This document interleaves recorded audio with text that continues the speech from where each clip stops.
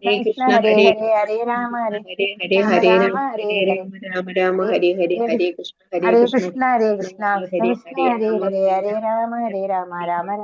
Hare Hare Krishna, Hare Hare Krishna, Krishna Hare Krishna Krishna Hare Krishna Hare, Krishna Hare Hare Rama, Hare Hare Hare Rama, Rama Hare Hare Rama Rama, Rama Rama Hare Hare Hare Krishna, Hare Hare Krishna Krishna, Hare Krishna Krishna Krishna, Krishna Hare Krishna Hare, Hare Hare Hare Rama, Hare Hare Rama Rama, Rama Rama, Rama Hare Hare, Rama Hare Rama Hare Hare Hare Krishna, Krishna Hare Krishna, Hare Krishna Hare Hare, Krishna Hare Rama, Hare Rama, Rama Rama, Hare Hare, Hare Krishna, Hare Krishna, Hare Krishna Krishna Hare Krishna, Krishna Hare Krishna Krishna Hare Hare Hare Rama, Hare Hare Rama Hare Rama, Rama Rama Rama, Rama Hare Rama Hare, Hare Hare Hare Krishna, Hare Hare Krishna, Krishna Krishna Hare Krishna, Hare Krishna Hare, Krishna Hare Hare Rama, Hare Hare Hare Rama Hare Rama, Rama Rama Rama Hare Hare Krishna, Krishna Hare Krishna, Krishna. Hare Hare Hare, Krishna Hare Hare Rama, Krishna Mataji Om Ajnanatimirandasya Namaskar Jnananjana Jnananjan Salakaya Shri Tasmidam Ganaka Sri Sridhamam Chaitanya Manobhishtam Indra Sthapitam Manaha Tadavatam Yena Bodale Swayam Yoga Kadamakyam Dadadi Sabandhya Vandeham Sri Guru Vandekam Sri Guru Sri Yuda Prakamadam Sri Gurum Vaishnavamsa Sri Padakamalam Jadam Saganadigunadhanidam Tam Sajivam Sadvaitam Savadudam Parijana Sahitam Sri Krishna Chaitanya Devam Sri Radha Krishna Padan Saganalita Sri Vishakanitam He Krishna Karuna Sindhu Dinabandhu Jagatpade Gopesha Gopika Kanda Radha Kanda Namostude Tapta Kanjana Gaurangi Radhe Vrindavaneshwari Vrishabhanu Sude Devi Pranamami Haripriye वाञ्छाकल्पतरुभ्यश्च कृपासिन्धुभ्येव च पतितानां पावनेभ्यो वैष्णवेभ्यो नमो नमः नमामि विष्णुपादाय कृष्णप्रेष्ठाय बोधले श्रीमदे भक्तिवेदान्तस्वामिन् इति नामिने नमस्ते सारस्वते देवे गौरवाणि प्रचारिणे निर्विशेषशून्यवादी पाश्चात्यदेशतारिणे नमामि विष्णुपादाय कृष्णप्रेष्ठाय बोधले श्रीमदे जयपदातस्वामिन् इति नामिने नमाचार्यपादाय निधाय कृपप्रदायिने गौरकदादामदाय नगरग्रामधारिणे जयो श्री कृष्ण चैतन्य प्रभो नित्यानंद श्री अद्वैत गदाधर श्रीवासादि गौर भक्त वृंद हरे कृष्णा कृष्ण कृष्ण हरे हरे हरे राम राम राम हरे हरे ഹരേ കൃഷ്ണ ശ്രീ രാധാഗോവിന്ദ ടെമ്പിളിന്റെ കീഴിലുള്ള ഭഗവത്ഗീത പഠനത്തിലേക്ക് എല്ലാവർക്കും സ്വാഗതം. ഇന്ന് രണ്ടാമത്തെ അധ്യായമാണ്. രണ്ടാമത്തെ അധ്യായത്തിന്റെ പേര് എന്ന് പറയുന്നത് ഗീത വിഷയ സംഗ്രഹം എന്നാണ്, അല്ലെങ്കിൽ സാഖ്യയോഗം എന്നുണ്ടാവും കേട്ടോ ചില പുസ്തകങ്ങളില്. അപ്പൊ എന്താണ് ഗീത വിഷയ സംഗ്രഹം എന്ന് പറയുന്നത്? അപ്പൊ ഈ ഭഗവത്ഗീതയിലെ എന്താണോ നമ്മൾ പഠിക്കേണ്ടത് അതിന്റെ ഒരു സമ്മറി ആയിട്ട് ഫുൾ കൊടുത്തിട്ടുള്ള അധ്യായമാണ് ഈ രണ്ടാമത്തെ അധ്യായം എന്ന് പറയുന്നത്. അപ്പൊ നമ്മൾ പറഞ്ഞു അല്ലെ, ഈ ഭഗവത്ഗീതയെ 3 ഭാഗങ്ങളായിട്ട് തിരിച്ചിട്ടുണ്ട്. ആദ്യത്തെ 6 അധ്യായം എന്ന് പറയുന്നത് കർമ്മയോഗമാണ്. രണ്ടാമത്തെ 6 അധ്യായം എന്ന് പറയുന്നത്, അതായത് 7 തൊട്ട് 12 വരെയുള്ള അധ്യായങ്ങൾ എന്ന് പറയുന്നത് ഭക്തിയോഗമാണ്. അത് കഴിഞ്ഞ് 13-ാമത്തെ തൊട്ട് 18-ാമത്തെ അധ്യായം വരെയുള്ളത് ജ്ഞാനയോഗമാണ്. അങ്ങനെ 3 ഭാഗങ്ങളായിട്ടാണ് തിരിച്ചിട്ടുള്ളത്. അപ്പൊ ഇത് എല്ലാം കർമ്മയോഗമായാലും ശരി, ഭക്തിയോഗമായാലും ശരി, ജ്ഞാനയോഗമായാലും ശരി, അത് എല്ലാം ഏതിലുണ്ട്? ഈ രണ്ടാമത്തെ അധ്യായത്തിലുണ്ട്. അപ്പൊ ഈ രണ്ടാമത്തെ അധ്യായം ശ്രദ്ധയോട് കൂടി പഠിച്ചു കഴിഞ്ഞാൽ തന്നെ ഏകദേശം ഭഗവത്ഗീത കൊണ്ട് എന്താണ് നമ്മൾ പഠിക്കേണ്ടത് എന്നുള്ളത് നമ്മൾക്ക് മനസ്സിലാവും എന്നുള്ളതാണ് ഇതില് പ്രധാനപ്പെട്ട കാര്യം. അതുകൊണ്ട് തന്നെ ഈ രണ്ടാമത്തെ അധ്യായം അത്യധികം പ്രധാനപ്പെട്ട ഒരു അധ്യായമാണ്. അപ്പൊ ഈ രണ്ടാമത്തെ അധ്യായത്തില് മെയിൻ ആയിട്ട് 3 കാര്യങ്ങളാണ് നമ്മളെ പഠിപ്പിക്കുന്നത്. ഒന്നാമത്തത് നമ്മൾ ആരാണ് എന്നുള്ളതാണ്. നമ്മൾ ഇപ്പൊ ചിരി വരുമ്പോഴേ നമ്മളൊക്കെ കേൾക്കുമ്പോൾ നമ്മൾ ആരാന്നോ എന്താ നമ്മൾക്ക് അറിയില്ലേ? ഓരോരുത്തരും പറയും ഞാൻ ഇന്നാളാണ്, ഞാൻ ഗീതയാണ്, അല്ലെങ്കിൽ ഞാൻ രാജിയാണ്, അല്ലെ? ഓരോരുത്തർക്കും ഓരോ ഐഡന്റിറ്റി ഉണ്ട്. അല്ലെങ്കിൽ പറയും ഞാനൊരു ടീച്ചറാണ്, ഞാനൊരു ലോയറാണ്, അങ്ങനെ പല ഇത് പറയാൻ പറ്റും അല്ലെ നമ്മൾക്ക്. പക്ഷെ അതല്ല യഥാർത്ഥത്തിൽ നമ്മൾ ആരാണ്. ഇപ്പൊ കഴിഞ്ഞ ഇന്നലെ കുറെ പേര് പറഞ്ഞു ഏറ്റവും വലിയ പേടി എന്താന്നാ പറഞ്ഞത്? നമ്മൾ മരിക്കാനുള്ള പേടിയാണ്. എല്ലാവരും മരിക്കാൻ എല്ലാവർക്കും പേടിയാണ് അല്ലെ? പക്ഷേ ഭഗവാൻ നമ്മളോട് ഈ അധ്യായത്തിൽ എന്താണ് പറയുന്നത്? നമ്മൾ മരിക്കുന്നേ ഇല്ല എന്നാണ്. നമ്മൾ ഒരിക്കലും മരിക്കുന്നില്ല എന്നാണ് പറയുന്നത്. വിശ്വസിക്കാൻ സാധിക്കുന്നുണ്ടോ? ഇല്ല അല്ലെ? അപ്പൊ എന്തുകൊണ്ട് നമ്മൾ മരിക്കുന്നില്ല? ആരാണ് യഥാർത്ഥത്തിൽ നമ്മൾ എന്നുള്ളതാണ് ആദ്യ ഭാഗത്ത് നമ്മളെ പഠിപ്പിക്കുന്നത്. ഇനി രണ്ടാമത്തെ ഭാഗത്ത് എന്താണ് പഠിപ്പിക്കുന്നത് എന്നുണ്ടെങ്കിൽ, എന്താണ് നമ്മളുടെ യഥാർത്ഥ ധർമ്മം, നമ്മൾ എന്താണ് ചെയ്യേണ്ടത് എന്നുള്ളതാണ്. അത് നമ്മളെ ഇതുവരെ ആരും പഠിപ്പിച്ചിട്ടില്ല അല്ലെ? ഓരോരുത്തരും എന്താണ് ചെയ്യേണ്ടത് എന്നുള്ളത്. അപ്പൊ ഇനി ആ യഥാർത്ഥത്തിൽ നമ്മൾ ചെയ്യേണ്ട ധർമ്മം ചെയ്തു കഴിഞ്ഞാല് നമ്മൾ ആരായിത്തീരുന്നു, എന്ത് മാറ്റങ്ങളാണ് നമ്മൾക്ക് വരിക, അപ്പൊ ഏതവസ്ഥയിൽ നമ്മൾ എത്തുന്നു എന്നുള്ളതാണ് മൂന്നാമത്തെ ഭാഗം. അപ്പൊ ഇങ്ങനെ 3 കാര്യങ്ങളാണ് മെയിൻ ആയിട്ട് ഈ അധ്യായം നമ്മളെ പഠിപ്പിക്കുന്നത് കേട്ടോ. അപ്പൊ ഇനി നമുക്ക് ഈ അധ്യായത്തിലേക്ക് പോവാം. അപ്പൊ ഇവിടെ ആദ്യം തന്നെ 3 പഴങ്ങൾ കാണുന്നുണ്ട് അല്ലെ? ഇവിടെ ബ്രഹ്മൻ, പരമാത്മാവ്, ഭഗവാൻ. അപ്പൊ നമ്മൾ പറഞ്ഞു ഭഗവാൻ എന്ന് പറഞ്ഞത് ഭഗവാൻ ഉപദേശിച്ചതാണ് ഭഗവത്ഗീത എന്ന് പറഞ്ഞു അല്ലെ? ഇപ്പൊ നിങ്ങൾക്ക് മനസ്സിലാവുന്നില്ലേ പറയുന്നത്? ഈ സ്പീഡ് ഓക്കെ ആണോ? ഓക്കെയാണ് മാതാജി. ഓക്കെ. അപ്പോ ഇതിൽ വന്നിട്ട് അപ്പൊ 3 പിക്ചറാണ് കാണിച്ചിട്ടുള്ളത്. ആദ്യത്തിൽ ഒരു പ്രകാശമായിട്ടാണ് കാണുന്നത് അല്ലെ. രണ്ടാമത്തതിലോ ചതുർബാഹു രൂപത്തിലുള്ള ഭഗവാന്റെ രൂപമാണ് കാണുന്നത്. അടുത്തതോ നമ്മൾ ഓടക്കുഴൽ കൈ പിടിച്ചിട്ടുള്ള ശ്യാമസുന്ദര രൂപമായിട്ടുള്ള ഭഗവാന്റെ രൂപമാണ് കാണുന്നത് അല്ലെ. അപ്പൊ ഭഗവാന്റെ 3 ഭാവങ്ങളാണ് ഇവിടെ കാണിച്ചിട്ടുള്ളത്. ആദ്യത്തേത് ബ്രഹ്മൻ, രണ്ടാമത്തേത് പരമാത്മാവ്, മൂന്നാമത്തേത് ഭഗവാൻ. ബ്രഹ്മൻ എന്ന് പറയുന്നത് ഈ ഭഗവാന്റെ ദേഹത്ത് നമ്മൾ നോക്കിക്കഴിഞ്ഞു കഴിഞ്ഞാൽ ഒരു പ്രകാശ വലയം ഉണ്ടാവും. നമ്മൾ പഴയ സിനിമകളിലൊക്കെ കണ്ടു കഴിഞ്ഞാൽ നിങ്ങൾക്ക് അറിയുന്നുണ്ടായിരിക്കും അല്ലെ. ആ ഒരു പ്രകാശ വലയം ഉണ്ടാവും. ആ പ്രകാശ വലയമാണ് ബ്രഹ്മജ്യോതി എന്ന് പറയുന്നത്. ഓക്കെ. ഇനി രണ്ടാമത്തതാണ് ഭഗവാൻ. ആ ചതുർബാഹു രൂപത്തിലുള്ള ഭഗവാൻ ഉണ്ടല്ലോ, ആ ഭഗവാനാണ് നമ്മളുടെ എല്ലാവരുടെയും ഹൃദയത്തിൽ ഉണ്ട് എന്നാണ് പറയുന്നത്. നമ്മളുടെ ഉള്ളിൽ തന്നെ ഭഗവാൻ ഉണ്ട് എന്നുള്ളത് നമ്മൾ എപ്പോഴും പറയാറുണ്ട് അല്ലെ. പക്ഷെ നമ്മൾക്ക് അറിയില്ല എന്ന് മാത്രം, നമ്മളത് ശ്രദ്ധിക്കാറും ഇല്ല. പക്ഷെ എല്ലാവരുടെ ഹൃദയത്തിലും പരമാത്മാ രൂപത്തില്, അത് ചതുർബാഹു രൂപത്തിലാണ്, വിഷ്ണു രൂപത്തിലാണ് ഭഗവാൻ ഉള്ളത്. എല്ലാവരുടെ ഹൃദയത്തിലും ഉണ്ട്. ആ രൂപമാണ് പരമാത്മാവ് എന്ന് പറയുന്നത്. മനസ്സിലായോ? ഇനി യഥാർത്ഥത്തിൽ ഭഗവാന്റെ രൂപം എന്ന് പറയുന്നത് എന്താ? പരമദിവ്യോത്തമ പുരുഷനായിട്ടുള്ള ആ എന്താണ് ഗോലോക വൃന്ദാവനം എന്നാണ് പറയുക കേട്ടോ. ആ ഗോലോക വൃന്ദാവനത്തിലുള്ള യഥാർത്ഥത്തിലുള്ള ആ ഭഗവാന്റെ രൂപം എന്ന് പറയുന്നത് ആ ശ്യാമസുന്ദര രൂപമാണ് എന്നാണ് പറയുന്നത്. ഹരേ കൃഷ്ണ. എല്ലാവരും ഒന്ന് മ്യൂട്ട് ചെയ്യണം കേട്ടോ. അപ്പൊ ആ രൂപത്തിനെയാണ് ഭഗവാൻ എന്ന് പറയുന്നത്. അപ്പം ആദ്യം ബ്രഹ്മം, ഇപ്പൊ നമ്മൾ ഇതിന് ഉദാഹരണമായിട്ട് നമ്മൾ പറയുന്നത് എങ്ങനെയാണ് ഇത് മനസ്സിലാക്കേണ്ടത് എന്നുണ്ടെങ്കിൽ, നമ്മൾ സൂര്യനെ നോക്കൂ. അപ്പൊ നമ്മൾ ഏറ്റവും ആദ്യം രാവിലെ ഒരു 10 മണിയൊക്കെ ആകുമ്പോൾ നമ്മൾ എന്താ കാണുന്നത്? വെളിച്ചം വന്നു എന്നറിയാം അല്ലെ. രാവിലെ എഴുന്നേൽക്കുമ്പോൾ രാത്രി ഇരുട്ടായിരുന്നു, പിന്നെ വെളിച്ചം വന്നു. അപ്പൊ നമ്മൾ എങ്ങനെയാണ് സൂര്യൻ വന്നു എന്ന് അറിയുന്നത്? എല്ലായിടത്തും വെളിച്ചമുണ്ട്. ആ വെളിച്ചത്തിലൂടെയാണ് നമ്മൾ സൂര്യനെ അറിയുന്നത്. നമ്മൾ സൂര്യനെ കാണുന്നുണ്ടോ? ഇല്ല. വെളിച്ചം വന്നാൽ നമ്മൾക്ക് അറിയാൻ വേണ്ടുന്നത് സൂര്യൻ വന്നു എന്നുള്ളത്, സൂര്യന്റെ പ്രസൻസ് നമ്മൾ അറിയുന്നു അല്ലെ. ആ ഒരു അറിവാണ് ആദ്യത്തെ ബ്രഹ്മൻ റിയലൈസേഷൻ എന്ന് പറയുന്നത് ഭഗവാനെ കുറിച്ച്. ആ ബ്രഹ്മാവിന്റെ, അതായത് ഭഗവാന്റെ ആ പ്രകാശമാണ് ഭഗവാൻ എന്ന് വിചാരിക്കുന്നത് യഥാർത്ഥത്തിലുള്ള ഭഗവാനാണോ? ആണോ? ഹരേ കൃഷ്ണ. പ്രകാശം ഭഗവാന്റെ ഭാഗമാണ്, എന്നാൽ പ്രകാശമാണ് ഭഗവാൻ എന്ന് നമ്മൾക്ക് പറയാനായിട്ട് സാധിക്കുമോ? ഹരേ കൃഷ്ണ. ഇല്ല, പറ്റില്ല. അല്ലെ. അതുപോലെ തന്നെ ഇപ്പൊ സൂര്യപ്രകാശം വരുന്നുണ്ട്, പ്രകാശം കാണുമ്പോൾ അതാണ് സൂര്യൻ നമ്മൾക്ക് പറയാൻ പറ്റുമോ? ഇല്ല. സൂര്യനിൽ നിന്ന് വരുന്ന പ്രകാശമാണ് സൂര്യപ്രകാശം. അപ്പൊ അത് യഥാർത്ഥ അറിവല്ല അല്ലെ. പക്ഷെ നമ്മൾക്ക് അറിയാം, രാവിലെ ഒരു നേരത്തെ നമ്മൾ 6 മണിക്കോ അല്ലെങ്കിൽ വൈകുന്നേരം ആ സൺസെറ്റിന്റെ സമയത്തോ നമ്മൾ നോക്കുകയാണെന്നുണ്ടെങ്കിൽ ഒരു ഡിസ്ക് രൂപത്തിൽ നമ്മൾക്ക് കാണാം അല്ലെ സൂര്യനെ. അപ്പൊ നമ്മൾക്കറിയാം ഈ സൂര്യപ്രകാശത്തിന്റെ പിന്നില് ഒരു ഡിസ്ക് രൂപത്തിലുള്ള സൂര്യൻ ഉണ്ട്, അങ്ങനത്തെ ഒരു ഉപരിതലം ഉണ്ട് എന്നുള്ളത് നമ്മൾക്ക് അറിയാൻ സാധിക്കും അല്ലെ.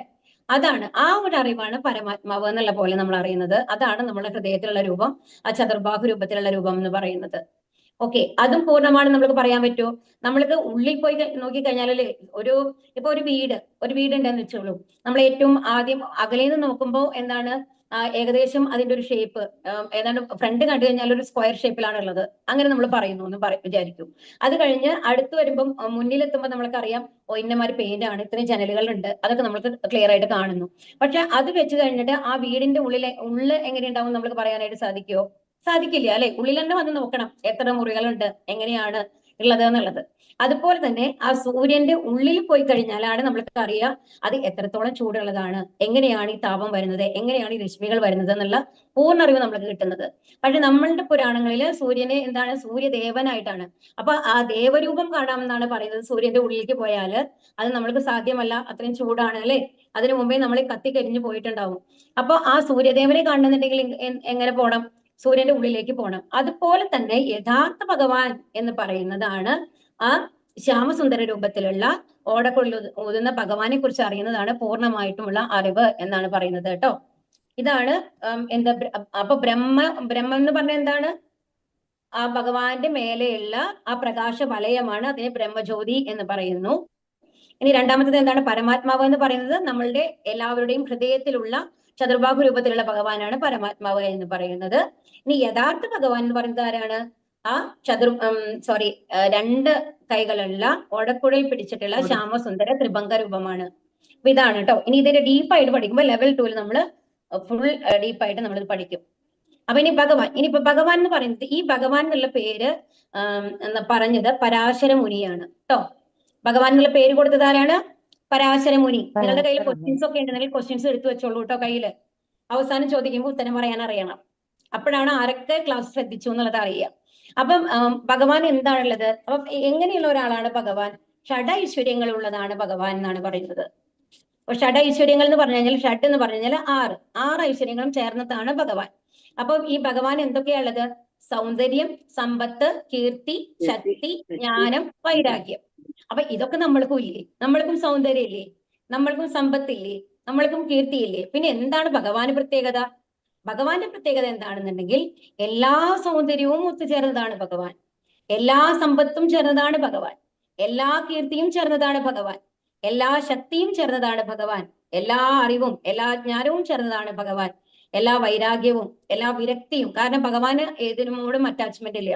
ഇത്രയൊക്കെ എല്ലാ സമ്പത്തും എല്ലാ സൗന്ദര്യവും എല്ലാ കീർത്തിയും എല്ലാ ശക്തിയും എല്ലാ ജ്ഞാനവും ഉണ്ടെങ്കിൽ കൂടി ആ ഭഗവാൻ എന്താണുള്ളത്? ഏതിനോടും അറ്റാച്ച്മെന്റ് ഇല്ല.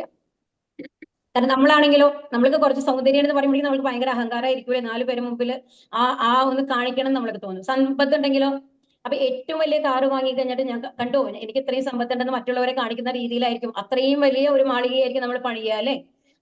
അങ്ങനത്തെ ഒരു സ്വഭാവമാണ് നമ്മൾ കാണിക്കുക. പക്ഷെ ഭഗവാന് ഏതിനോടും അറ്റാച്ച്മെന്റ് ഇല്ല, വൈരാഗ്യവും ഏറ്റവും കൂടുതലുള്ളത്. അതുകൊണ്ട് തന്നെ ഭഗവാൻ ബ്രഹ്മചാരിയാണ്. ഇപ്പൊ 16,108 ഭാര്യമാരുണ്ടായിരുന്ന ഭഗവാൻ ബ്രഹ്മചാരിയാണെന്ന് പറഞ്ഞാല് നമ്മൾക്ക് വിശ്വസിക്കാനായിട്ട് സാധിക്കുമോ? അതാണ് യഥാർത്ഥ്യം. ആക്ച്വലി ഏറ്റവും വലിയ ബ്രഹ്മചാരി എന്ന് പറയുന്നത് ഭഗവാനാണ് സത്യത്തില്. അപ്പൊ ഭഗവാൻ ആരാണെന്ന് ഇപ്പൊ മനസ്സിലായില്ലേ? ഇനി അടുത്ത ശ്ലോകം, ഇത് ഏറ്റവും ഇമ്പോർട്ടന്റ് ആയിട്ടുള്ള ഒരു ശ്ലോകമാണ് കേട്ടോ. കാർപ്പണ്യദോഷോപഹത സ്വഭാവക പൃച്ഛാമി ത്വാം ധർമ്മ സമ്മൂഢചേതാഹ യത്രേയസ്യ നിശ്ചിതം ബ്രൂഹി തന്മേ ശിഷ്യസ്തേകം ശാധിമാം ത്വാം പ്രപന്നം. ഇതിലെന്താണ്? അർജുനന് പറയാണ് ഭഗവാന്റെ അടുത്ത്, ദൗർബല്യം കൊണ്ട് ആത്മനിയന്ത്രണം നഷ്ടപ്പെട്ട എനിക്ക് കൃത്യനിർവഹണത്തെ പറ്റി ഒന്നും വ്യക്തമാകുന്നില്ല. ഈ അവസ്ഥയിൽ എനിക്ക് എന്താണ് യോജിച്ചത് എന്ന് പറഞ്ഞു തരണം. അപ്പൊ ഇവിടെ എന്താണ് ഭഗവാനോട് പറയുന്നത്? അപ്പൊ ഇതുവരെ നമ്മൾക്ക് അറിയാം അല്ലെ, ഭഗവാന്റെ ഉത്തമ സുഹൃത്തായിരുന്നു ആര്? അർജുനൻ. സുഹൃത്താണ്, ഭക്തനാണ്, ശിഷ്യനാണ്. അതുകൊണ്ടാണ് ഭഗവത്ഗീത നിനക്ക് ഉപദേശിക്കുന്നത് എന്ന് ഭഗവാൻ പറഞ്ഞു. നമ്മൾ കഴിഞ്ഞ ക്ലാസ്സിൽ നമ്മൾ പഠിക്കേണ്ടായിരുന്നു എന്തുകൊണ്ടാണ് അർജുനന് ഭഗവത്ഗീത ഉപദേശിച്ചത് എന്നുള്ളത്. എന്തുകൊണ്ടാണ്? ഭക്തനാണ്, ശിഷ്യനാണ്, സുഹൃത്താണ്, അതുകൊണ്ടാണ്. അല്ലെ? അപ്പോ ഇപ്പൊ അർജുനൻ എന്താണ്? അടുത്ത ലെവലിലേക്ക് പോവാണ്. ആ ബന്ധങ്ങളെ മാറ്റി നിർത്തിക്കൊണ്ട് അർജുനൻ എന്ത് പറയുന്നു? ദൗർബല്യം കൊണ്ട് എനിക്ക് ആത്മനിയന്ത്രണം നഷ്ടപ്പെട്ടു. അപ്പൊ കഴിഞ്ഞ അധ്യായത്തിന്റെ അവസാനത്തിൽ എന്തായിരുന്നു? കൈ വരയ്ക്കുകയാണ്, ശരീരം വിറയ്ക്കുന്നു അല്ലെ, ദേഹം ചുട്ടുപൊള്ളുന്ന മാതിരി തോന്നുന്നു, കണ്ണിൽ നിന്ന് കണ്ണുനീര് ധാരധാരയായിട്ട് വരുന്നു, ഗാണ്ഡീവം എനിക്ക് കൈകൊണ്ട് പിടിക്കാൻ സാധിക്കുന്നില്ല, എന്റെ കയ്യിൽ നിന്ന് പോവുകയാണ് ഭഗവാനെ എന്ന് പറഞ്ഞിട്ട് മുട്ടുകുത്താണ് ചെയ്യുന്നത് അല്ലെ കൃഷ്ണന്റെ മുമ്പിൽ. അപ്പൊ ഇപ്പൊ പറയാണ് എനിക്ക് ദൗർബല്യം കൊണ്ട് ഒന്നും വ്യക്താവുന്നില്ല, എന്താണ് ചെയ്യേണ്ടതെന്ന് അറിയുന്നില്ല, തീരുമാനം എടുക്കാൻ പറ്റാത്ത അവസ്ഥ എന്ന് പറഞ്ഞില്ലേ, അതാണ് 2:7. അപ്പൊ തീരുമാനം എടുക്കാൻ പറ്റുന്നില്ല, എന്ത് ചെയ്യണം? യുദ്ധം ചെയ്യണോ വേണ്ടയോ? എന്നാൽ യുദ്ധം ചെയ്യാൻ സാധിക്കുന്ന മാതിരി ഇല്ല, ഞാൻ എന്താണ് ചെയ്യേണ്ടത് എന്ന് എനിക്ക് പറഞ്ഞു തരണം എന്നുള്ളതാണ്. ശിഷ്യസ്തേകം ശാധിമാം ത്വാം പ്രപന്നം എന്നാണ്, അങ്ങ് എന്നെ ശിഷ്യനായി സ്വീകരിക്കണം എന്ന് പറയുകയാണ്. ഒരു സുഹൃത്തിൽ നിന്ന് എന്തായിട്ട് മാറുകയാണ് അർജുനൻ? ശിഷ്യനായിട്ട് മാറുകയാണ്. ഞാനിപ്പോൾ അങ്ങയെ ശരണം പ്രാപിച്ച ശിഷ്യനാണ്, ദയവായി ഉപദേശം തന്നാലും എന്നാണ് പറയുന്നത്. അപ്പൊ ഇതുപോലെ തന്നെ നമ്മളുടെ ജീവിതത്തിലും ഒരുപാട് ഘട്ടങ്ങൾ വരാം. പക്ഷെ നമ്മൾക്ക് പലപ്പോഴും തോന്നാറുണ്ട് അല്ലെ, തീരുമാനം എടുക്കാൻ പറ്റാത്ത അവസ്ഥ, പക്ഷെ എന്തെങ്കിലും ഒരു കാര്യം ചെയ്യണോ വേണ്ടയോ, അതുപോലെ ടെൻഷൻ. അപ്പൊ അങ്ങനെ അങ്ങനത്തെ ഒരു പ്രതിസന്ധി ഘട്ടം വരുമ്പോ 2 ഓപ്ഷനാണ് നമ്മളുടെ മുമ്പിൽ ഉണ്ടാവുക. ഒന്ന് പറഞ്ഞു കഴിഞ്ഞാൽ നമ്മൾ അത് ചെയ്യണോ വേണ്ടതെന്ന് നമ്മളായിട്ട് ഒരു തീരുമാനം എടുത്ത് ചെയ്യുക. അത് കഴിഞ്ഞിട്ട് കുറെ ദുഃഖങ്ങൾ നമ്മൾക്ക് ഉണ്ടാവാം, കാരണം നമ്മൾക്ക് അറിയില്ല എന്താ ചെയ്യേണ്ടതെന്നുള്ളത് കറക്റ്റ് ആയിട്ട് അല്ലെ. ശരിയും തെറ്റും അറിയാതെ നമ്മളത് ചെയ്തിട്ട് അത് പരീക്ഷണം നടത്തുകയാണ്, അത് ശരിയാവോ ഇല്ലയോ, ശരിയാവോ ഇല്ലേ എന്നുള്ളത്. അപ്പൊ വീണ്ടും അതിന്റെ ഒരു കോൺസിക്വൻസ് വരും, അതും നമ്മൾ അനുഭവിക്കണം. അങ്ങനെ അനുഭവിച്ച് മിക്കവാറും നമ്മൾ ഒരു ഘട്ടത്തിലെത്തും, എന്നെ കൊണ്ട് ഇനി പറ്റില്ല, ഇതിന് എങ്ങനെയെങ്കിലും നമ്മൾക്ക് ഊരിപ്പോരണം എന്നുള്ള ഒരു അവസ്ഥയിൽ നമ്മൾ എത്തുന്ന അവസ്ഥയിൽ പലപ്പോഴും നമ്മൾ എത്താറുണ്ട്. അപ്പൊ ഇവിടെ എന്താണ്? പക്ഷെ അർജുനൻ എന്താണ് ചെയ്തത്? ബുദ്ധിപൂർവ്വം 2ാമത്തെ ഓപ്ഷനാണ് എടുത്തത്. എന്താണ് ചെയ്തത്? ഭഗവാനെ ശരണം പ്രാപിച്ചു. ഭഗവാനെ എന്തായിട്ട് സ്വീകരിച്ചു? ഗുരുവായി സ്വീകരിച്ചു. അപ്പൊ നമ്മൾക്ക് പ്രതിസന്ധി ഘട്ടങ്ങൾ വരുമ്പോൾ നമ്മൾ എന്ത് ചെയ്യണം? നമ്മൾക്ക് ഒരു ഗുരുവ് ഉണ്ടാവണം. ഒരു ഗുരുവിനെ സമീപിക്കണം. ഇനി നമ്മൾക്ക് ഒരു ഗുരു ഇല്ല, നമ്മൾക്ക് പറഞ്ഞു തരാനായിട്ട് അതിന് അറിവുള്ള ആരും നമ്മുടെ അടുത്തില്ല എന്നുണ്ടെങ്കിൽ നമ്മൾ എന്ത് ചെയ്യണം? പൂർണ്ണമായും ഭഗവാൻ സമർപ്പിക്കണം. ഭഗവാന്റെ നാമം ചൊല്ലി ഭഗവാനെ ശരണാഗതി പ്രാപിക്കണം. നമ്മൾക്കറിയാലേ ദ്രൗപദിയുടെ കാര്യത്തില് അത്രയും എന്താണ് പ്രബലരായിട്ടുള്ള 5 ഭർത്താക്കന്മാരാണ് ഉണ്ടായിരുന്നത്. അപ്പുറത്ത് ആരുണ്ടായിരുന്നത്? ഭീഷ്മാചാര്യരുണ്ടായിരുന്നു, ദ്രോണാചാര്യരുണ്ടായിരുന്നു. ഇവരുടെ ആരുടെയെങ്കിലും സഹായം ദ്രൗപദിക്ക് ലഭിച്ചോ? ഇല്ല. അവസാനം എന്താ ചെയ്തത്? കൈ രണ്ടും ഉയർത്തി പിടിച്ചുകൊണ്ട് ഭഗവാനെ വിളിക്കുകയാണ് ചെയ്തത് അല്ലെ ദ്രൗപദി. അപ്പോഴാണ് ഭഗവാൻ വന്ന് സഹായിച്ചത്. അതുപോലെ ഉത്തരയുടെ കാര്യത്തിലോ പാഹി പാഹി മഹായോഗി എന്ന് പറഞ്ഞു കഴിഞ്ഞിട്ട് ഭഗവാനെ വിളിക്കുകയാണ് ചെയ്തത് ഉത്തര, വേറെ ആരെയല്ല വിളിച്ചത്. അപ്പോഴും ഭഗവാൻ സഹായിച്ചു അല്ലെ. അപ്പൊ എന്ത് ചെയ്യണം? നമ്മളുടെ പ്രതിസന്ധി ഘട്ടത്തിൽ നമ്മൾ ആരെയാണ് ശരണം പ്രാപിക്കേണ്ടത്? ഭഗവാനെ ശരണം പ്രാപിക്കണം. ഭഗവാനെ പൂർണ്ണമായിട്ടും ശരണം പ്രാപിച്ചാല് അതിന്റെ സൊല്യൂഷൻ ആരിൽ ത്രൂ നമ്മൾക്ക് ലഭിക്കും എന്നുള്ളത് ഭഗവാൻ നമ്മൾക്ക് കാണിച്ചു തരും. ദേഹിനോസ്മിൻ യഥാ ദേഹേ കൗമാരം യൗവനം ചരാ തഥാ ദേഹാന്തര പ്രാപ്തി ധീരസ്തത്ര ന മുഹ്യതി. ശരീരസ്ഥനായ ആത്മാവ് ബാല്യത്തിൽ നിന്ന് യൗവനത്തിലേക്കും പിന്നെ വാർദ്ധക്യത്തിലേക്കും കടക്കുന്നത് പോലെ മരണശേഷം മറ്റൊരു ശരീരത്തിലേക്ക് പ്രവേശിക്കുന്നു. സമുചിതനായ ഒരാൾക്ക് ഈ പരിണാമത്തെ പറ്റി സംഭ്രമം ഉണ്ടാവില്ല. ഇവിടെ തൊട്ടാണ് നമ്മൾ പറഞ്ഞു തരുന്നത് നമ്മൾ ആരാണെന്ന് അപ്പൊ ഭഗവാൻ പറഞ്ഞു കൊടുക്കുകയാണ് കേട്ടോ. അപ്പൊ ഭഗവാൻ ഒരു ഗുരുവായിട്ട് മാറിയിട്ട് അപ്പൊ നമ്മൾ എന്താണ് മനസ്സിലാക്കേണ്ടതെന്നുണ്ടെങ്കിൽ ഒരു ഗുരു എപ്പോഴും ഒരു ശിഷ്യൻ വന്ന് ചോദിച്ചതിന് ശേഷം ആണ് പറഞ്ഞു കൊടുക്കുള്ളൂ. നീ ഇങ്ങോട്ട് വാ, ഞാൻ പറഞ്ഞു തരാം എന്നുള്ള ലെവലിലല്ല ഒരിക്കലും ഒരു യഥാർത്ഥ ഗുരു ഉണ്ടാവുക. നമ്മൾക്ക് അറിയണം എന്നുള്ള ആത്മാർത്ഥമായ ആഗ്രഹത്തോടു കൂടി വിധേയത്വത്തോടു കൂടിയിട്ട് ഒരു ഗുരുവിനെ സമീപിച്ച് ചോദിക്കുമ്പോൾ ആ ഗുരു നമ്മൾക്ക് പറഞ്ഞു തരും. അതുവരയ്ക്കും പറഞ്ഞു കൊടുത്തു കഴിഞ്ഞാലും അത് ഫലം ഉണ്ടാവില്ല എന്നുള്ളതാണ്. അപ്പൊ നമ്മൾക്ക് ആ വിധേയത്വം ഉണ്ടാവണം, നമ്മളെ ഗുരുവായിട്ട് സ്വീകരിക്കണം, ഗുരു പറയുന്നത് എല്ലാം അനുസരിക്കാനുള്ള ഒരു മനോഭാവം നമ്മുടെ ഉള്ളിൽ ഉണ്ടാവണം എന്നുള്ളതാണ്. അപ്പൊ ഇവിടെയാണ് ഭഗവാൻ പറയാൻ തുടങ്ങുന്നത്. എന്താ പറയുന്നത്? ശരീരസ്ഥനായ ആത്മാവ്. അപ്പൊ ഇവിടെ എന്താ പറയുന്നത്? ശരീരത്തിന്റെ ഉള്ളിൽ വേറൊന്നുണ്ട് എന്നുള്ളതാണ് പറയുന്നത്. അപ്പൊ ഇവിടെ നമ്മളോട് പറഞ്ഞു തരികയാണ്, നിങ്ങൾ ശരീരമല്ല, നിങ്ങൾ ആത്മാവാണ്. അപ്പൊ നമ്മൾ ഇത്ര നാൾ നമ്മൾ എന്താ വിചാരിക്കുന്നത്? ഞാൻ എന്ന് പറഞ്ഞു കഴിഞ്ഞാല് ഈ രൂപമാണ് നമ്മളുടെ ഉള്ളിൽ വരിക അല്ലെ. നമ്മുടെ ഉള്ളിൽ ഒരു ആത്മാവുണ്ടെന്ന് നമ്മൾ എപ്പോഴെങ്കിലും സങ്കല്പിക്കാറുണ്ടോ? ഇല്ല. അപ്പൊ ഈ ശരീരം, അപ്പൊ നമ്മളുടെ ശരീരം എന്ന് പറയുന്നത് 2 ഭാഗങ്ങളായിട്ട് തിരിച്ചിട്ടുണ്ട്. ഒന്ന് സ്ഥൂല ശരീരം, ഒന്ന് സൂക്ഷ്മ ശരീരം എന്ന് പറയും. അപ്പൊ ഈ സ്ഥൂല ശരീരം എന്ന് പറയുന്നതാണ് നമ്മൾ പുറത്ത് കാണുന്ന ശരീരം. ആ ശരീരത്തിന്റെ ഉള്ളിൽ എന്താണ്ട്? ഈ സൂക്ഷ്മ ശരീരത്തിന്റെയും സ്ഥൂല ശരീരത്തിന്റെയും ഉള്ളിൽ എന്താണുള്ളത്? ആത്മാവുണ്ട്. നമ്മുടെ പുറത്ത് കാണുന്ന ഈ ശരീരമാണ് സ്ഥൂല ശരീരം എന്ന് പറയുന്നത്. നമ്മുടെ മനസ്സ്, ബുദ്ധി, അഹങ്കാരം എന്നൊക്കെ പറയുന്നുണ്ടല്ലോ, അതെല്ലാം ചേർന്നതാണ് സൂക്ഷ്മ ശരീരം എന്ന് പറയുന്നത്. അപ്പൊ ഈ നമ്മുടെ ശരീരം എന്താ ഉണ്ടാവുന്നത്? അത് ബാല്യത്തിൽ നിന്ന് യൗവനത്തിലേക്ക് പോകും അല്ലെ. അത് നമ്മൾക്ക് അറിയാം. ഒരു കുട്ടി ജനിച്ചു കഴിഞ്ഞു കഴിഞ്ഞാല് ആ ശരീരം മാറിക്കൊണ്ടിരിക്കും. എങ്ങനെ? ആദ്യം ബാല്യം വരും, അത് കഴിഞ്ഞു കഴിഞ്ഞാല് കൗമാരം വരും, കൗമാരം കഴിഞ്ഞാൽ യൗവനം വരും, യൗവനം കഴിഞ്ഞാൽ എന്ത് വരും? വാർദ്ധക്യം വരും അല്ലെ. അങ്ങനെ ശരീരത്തിന്റെ ഇത് മാറിക്കൊണ്ടിരിക്കും. അപ്പൊ നമ്മളുടെ ഈ പുറത്തുള്ള ശരീരമാണ് ഈ മാറിക്കൊണ്ടിരിക്കുന്നത് അല്ലെ. അപ്പൊ ഈ പുറത്തുള്ള ശരീരം മാറിക്കൊണ്ടിരിക്കുന്നത് എന്നാ ആ ശരീരം എന്തുകൊണ്ടാണ് സൃഷ്ടിച്ചിട്ടുള്ളത് എന്നാണ് ഇവിടെ പറഞ്ഞിട്ടുള്ളത്. അതിന് പഞ്ചഭൂതങ്ങൾ എന്ന് പറയും. എന്താണ് പറയുന്നത്? പഞ്ചഭൂതങ്ങൾ. അപ്പൊ അത് എന്തൊക്കെയാണ്? Earth, fire, water, sky, air. അപ്പൊ അത് ഭൂമി, രാപ്പോ, അഗ്നി, വായു, ആകാശം, ജലം. ഭൂമി, ജലം, പിന്നെന്താണ്? അഗ്നി, വായു, ആകാശം. മനസ്സിലായോ? ഭൂമി, ജലം, അഗ്നി, വായു, ആകാശം. ഇതാണ് പഞ്ചഭൂതങ്ങൾ ട്ടോ. അപ്പൊ ഈ പഞ്ചഭൂതങ്ങൾ കൊണ്ടാണ് നമ്മുടെ ശരീരം ഉണ്ടാക്കിയിട്ടുള്ളത്. അപ്പൊ നമ്മൾക്കറിയാം നമ്മുടെ എന്താണ് ഭൂമി എന്ന് പറയുന്നത് എന്താണ്? നമ്മുടെ ശരീരത്തിൽ മുഴുവൻ കാർബൺ ആണുള്ളത് അല്ലെ. അങ്ങനത്തെ അതാണ് കാർബൺ കണ്ടന്റ് ആണ് കൂടുതൽ ഉണ്ടാവുക. അതാണ് നമ്മുടെ ഈ ഭൂമി എന്ന് പറയുന്ന എലമെന്റ് കൊണ്ട് ഉദ്ദേശിക്കുന്നത്. ഇനി വെള്ളം, നമ്മുടെ ശരീരത്തിൽ ഫുൾ ജലമാണുള്ളത് അല്ലെ. രക്തം പോലും ഒരു ലിക്വിഡ് ഷേപ്പിലാണുള്ളത്. നമ്മുടെ ശരീരത്തിൽ അധികവും ഏകദേശം ഒരു 70% നമ്മുടെ ദേഹത്ത് വന്നിട്ട് 60% മേലെ നമ്മുടെ ദേഹത്ത് വന്നിട്ട് വെള്ളമാണുള്ളത് എന്നാണ് പറയുന്നത്. അതുകൊണ്ടാണ് നമ്മളുടെ ദേഹമൊക്കെ ഒരു ഡെഡ് ബോഡി ഒക്കെ ദഹിപ്പിച്ചു കഴിഞ്ഞു കഴിഞ്ഞാൽ അതിലെ ചാരം എത്രയുണ്ടാവുക? ഒരു മൊന്തയിൽ നമ്മൾ എടുത്തിട്ട് വരും അല്ലെ. വളരെ കുറവാണ് ഉണ്ടാവുക. 1 കിലോ 2 കിലോ ഉണ്ടാവുള്ളൂ. നമ്മുടെ വെയിറ്റ് എന്ന് പറയുന്നതൊക്കെ 50 കിലോ ഒക്കെ ഉണ്ടാവും. അത്രയും കുറവായിരിക്കും ഉണ്ടാവുക. അപ്പൊ അധികവും നമ്മുടെ ദേഹത്തുള്ളത് വെള്ളമാണ്. അത് കഴിഞ്ഞിട്ട് വായു എന്ന് പറയുന്നത് എന്താണ്? നമ്മുടെ ലങ്സിലൊക്കെ വായു ആണുള്ളത് അല്ലെ. അതുപോലെ പിന്നെ എന്താണുള്ളത്? ഫയർ, അഗ്നി എന്ന് പറയുന്നതാണ് നമ്മളുടെ ഭക്ഷണമൊക്കെ കഴിക്കുന്നത് നമ്മൾ ദഹിക്കുന്നുണ്ട് അല്ലെ. അപ്പോ അതെങ്ങനെയാണ് ദഹിക്കുന്നത്? ചൂടില്ലെങ്കിൽ, അഗ്നി ഇല്ലെങ്കിൽ ഒന്നും ദഹിക്കാൻ സാധിക്കില്ല. നമ്മൾക്കറിയാലോ, നമ്മളൊരു വെജിറ്റബിൾസോ എന്ത് സാധനമാണെന്നുണ്ടെങ്കിലും അടുപ്പത്ത് വെച്ച് എത്രത്തോളം പാകം ചെയ്തിട്ടാണ് അതിനെ വേവിച്ചെടുക്കുന്നത്. അപ്പൊ അതിന് വീണ്ടും പാകം ചെയ്യണം എന്നുണ്ടെങ്കിൽ, അത് ദഹിക്കുന്ന രൂപത്തിലാവണം എന്നുണ്ടെങ്കിൽ നമ്മുടെ ഉള്ളിലും ഒരു അഗ്നി ഉണ്ടാവണം. അതിനെയാണ് ദഹനാഗ്നി അല്ലെങ്കിൽ ജഠരാഗ്നി എന്ന് പറയുന്നത്. ഇനി അതും കഴിഞ്ഞിട്ട് പിന്നെ എന്താ ഉള്ളത്? ബാക്കിയുള്ളത് സ്കൈ, ഈതർ എന്ന് പറയുന്നത് വാക്വം എന്ന് പറയുന്നതാണ്, ഒന്നുമില്ലാത്ത അവസ്ഥ. അത് നമ്മുടെ ലങ്സിന്റെ ഉള്ളിൽ ഈ അറകളുണ്ടല്ലോ, എയറോൾസ് എന്ന് പറയും. അതിന്റെ അറകളുടെ ഒക്കെ ഇടകളിൽ, കോശങ്ങളുടെ ഒക്കെ ഇടയിൽ കുറെ എം ടി ആയിട്ടുള്ള ഭാഗം, ഒന്നുമില്ലാത്ത ഭാഗം ഉണ്ടാവും എന്നാണ് പറയുന്നത്. അതാണ് ആകാശം എന്നുകൊണ്ട് ഉദ്ദേശിക്കുന്നത് കേട്ടോ. അപ്പൊ ഇതാണ് നമ്മളുടെ ശരീരം ഉണ്ടാക്കിയിട്ടുള്ളത്. അപ്പൊ ഈ ശരീരം എത്ര രൂപം മാറി എന്ന് വെച്ചോളൂ. ആ രൂപം മാറിക്കഴിഞ്ഞു കഴിഞ്ഞാലും നമ്മുടെ ഉള്ളിലുള്ള ആത്മാവ് കണ്ടോ, ഇവിടെ ഒരു പ്രകാശന്മാര് നമ്മൾ കാണിച്ചിട്ടില്ലേ, ഈ പിക്ചറിൽ കാണാൻ സാധിക്കുന്നില്ലേ? അതാണ് ആ ആത്മാവ്. ആ ആത്മാവ് ഒരേ ആത്മാവ് തന്നെയാണ് ഏത് രൂപത്തിലുള്ള ഇതിലാണെന്നുണ്ടെങ്കിലും നിലനിൽക്കുന്നത് എന്നാണ് ഇന്ന് മനസ്സിലാക്കേണ്ടത്. നമ്മുടെ ശരീരം മാത്രമാണ് മാറുന്നുള്ളൂ, നമ്മുടെ ആത്മാവ് രൂപം മാറുന്നില്ല എന്നുള്ളത് കാണിക്കുന്നതാണ് ഇവിടെ. ഇപ്പൊ ഇവിടെ നോക്കൂ, ഒരു കാറ്. ഇപ്പൊ നമ്മുടെ കാർ എന്ന് പറയുന്നത് നമ്മുടെ ശരീരമാണ് കേട്ടോ. അതിന്റെ ഉള്ളില് ഇപ്പൊ ഈ കാറിന്റെ ഉള്ളിലത്തെ ഒരു ഡ്രൈവർ ഉണ്ടെങ്കിൽ മാത്രമാണ് ആ കാർ ഓടിക്കാനായിട്ട് സാധിക്കുള്ളൂ, അല്ലേ?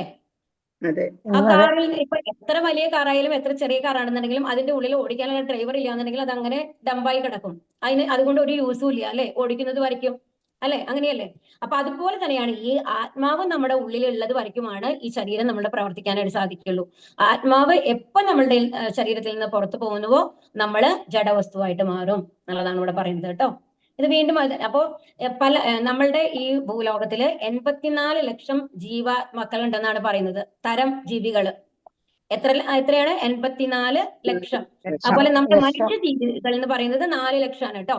മനുഷ്യരിൽ തന്നെ 4 ലക്ഷം തരങ്ങളുണ്ട്. അപ്പൊ അതാണ് ഇവിടെ കാണിക്കുന്നത്. അപ്പൊ ഭൂമിയിലും, അപ്പൊ ഇതില് നമ്മളുടെ ഭഗവത്ഗീതയിൽ എന്താ പറയണെന്നുണ്ടെങ്കിൽ, എല്ലാ ലോകങ്ങളിലും, വെള്ളത്തിലാവട്ടെ, വെള്ളത്തിന്റെ അടിയിലാവട്ടെ, നമ്മളിപ്പോ പറയുന്നുണ്ടല്ലോ, ഇപ്പൊ ശനി, സൂര്യൻ, ചൊവ്വ, അങ്ങനെ ഏത് ഗ്രഹങ്ങൾ എടുത്തു കഴിഞ്ഞാലും എല്ലായിടത്തും ജീവനുള്ള വസ്തുക്കൾ ഉണ്ടെന്നാണ് പറയുന്നത്. പക്ഷെ എന്താ വ്യത്യാസം എന്നുണ്ടെങ്കിൽ, ഏത് ഭൂലോകത്തിന്റെ ഉള്ളിലാണ്, ഏത് ലോകത്താണോ അവരുള്ളത്, അവിടുത്തെ വായുവിന്റെയും അവിടുത്തെ പ്രകൃതി ഉണ്ടല്ലോ, അതായത് ചൂടാണെങ്കിൽ ചൂട്, തണുപ്പാണെങ്കിൽ തണുപ്പ്, അതിനനുസരിച്ചുള്ള ദേഹസ്ഥിതിയാണ് അവർക്ക് ഉണ്ടാവുക. അതുകൊണ്ട് ഭൂമിയിലുള്ള ഒരാൾക്ക് അവരെ കാണണമെന്നില്ല. നമ്മൾക്കറിയാം, ഭൂമിയിലുള്ള എല്ലാ ജീവജാലങ്ങളെയും നമ്മൾക്ക് കാണാൻ പറ്റില്ല, അല്ലെ? ഇപ്പൊ ഈ അമീബ എന്നുള്ളതൊക്കെ ഉണ്ടെന്ന് നമ്മൾക്ക് എങ്ങനെയാണ് മനസ്സിലായത്? ഈ മൈക്രോസ്കോപ്പ് വെച്ച് നോക്കിയിട്ടാണ് ഈ വൈറസും ബാക്ടീരിയ ഒക്കെ ഉണ്ടെന്ന് കണ്ടുപിടിക്കണത്. പക്ഷെ നമ്മുടെ കണ്ണുകൾ കൊണ്ട് അത് കാണാനായിട്ട് സാധിക്കൂ? ഇല്ല. അപ്പൊ അത് കണ്ടുപിടിക്കുന്നത് വരെ നമ്മൾ എന്താണ് വിചാരിച്ചിരുന്നത്? അങ്ങനത്തെ ജീവികൾ ഇല്ല എന്നാണ് നമ്മൾ വിചാരിക്കുന്നത്, അല്ലെ? അപ്പൊ നമ്മളുടെ കണ്ണിന് ഗോചരം അല്ലെങ്കിലും എല്ലാ ഗ്രഹങ്ങളിലും, എല്ലാ പ്ലാനറ്റിലും ജീവിവർഗങ്ങൾ ഉണ്ട് എന്നാണ് പറയുന്നത്.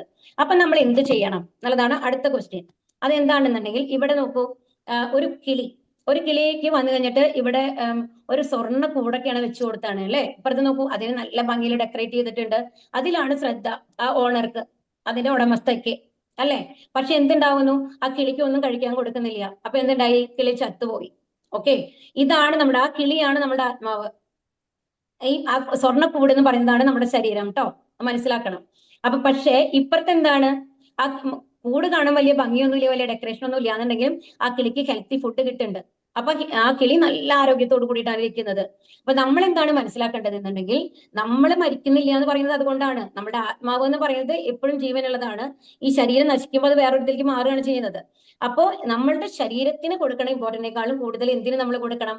ആത്മാവിന് കൊടുക്കണം. ആ ആത്മാവാണ് അടുത്ത ജന്മത്തിലേക്ക് നമ്മളെ കൊണ്ടുപോകുന്നത്, അല്ലെ? നമ്മുടെ ശരീരം നശിച്ചു പോവുകയാണ് ചെയ്യുന്നത്.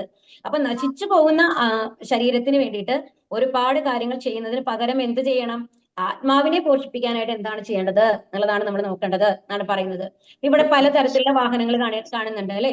അപ്പൊ ഇതില് ഒരു ചെറിയ കുട്ടിയായിരിക്കുമ്പോൾ ഒരു ട്രൈസൈക്കിളിൽ ഇരിക്കും, കുറച്ചും കൂടി വലുതായി കഴിഞ്ഞാൽ സൈക്കിളിൽ പോവും, പിന്നെ മോട്ടോർ സൈക്കിളായി, പിന്നെ അടുത്തതോ കാറായി. പക്ഷെ ഇതിലെല്ലാം ഇരിക്കുന്നത് ഒരേ കുട്ടി തന്നെയല്ലേ, അല്ലെ? അവർ തന്നെയാണ് വലുതായി. പക്ഷെ അതിന്റെ ഇരിക്കുന്ന വാഹനങ്ങൾ മാത്രമാണ് മാറുന്നത്. അതുപോലെ തന്നെയാണ് നമ്മളുടെ ആത്മാവ് പല ജന്മങ്ങളില് പല രൂപങ്ങൾ എടുക്കുന്നു എന്നാണ് പറയുന്നത്. അപ്പൊ ഇപ്പൊ നമ്മൾക്ക് മനുഷ്യരൂപമാണ്, അടുത്ത ജന്മത്തിൽ നമുക്ക് ഏത് രൂപമാണ് കിട്ടണമെന്ന് നമ്മൾക്ക് അറിയില്ല.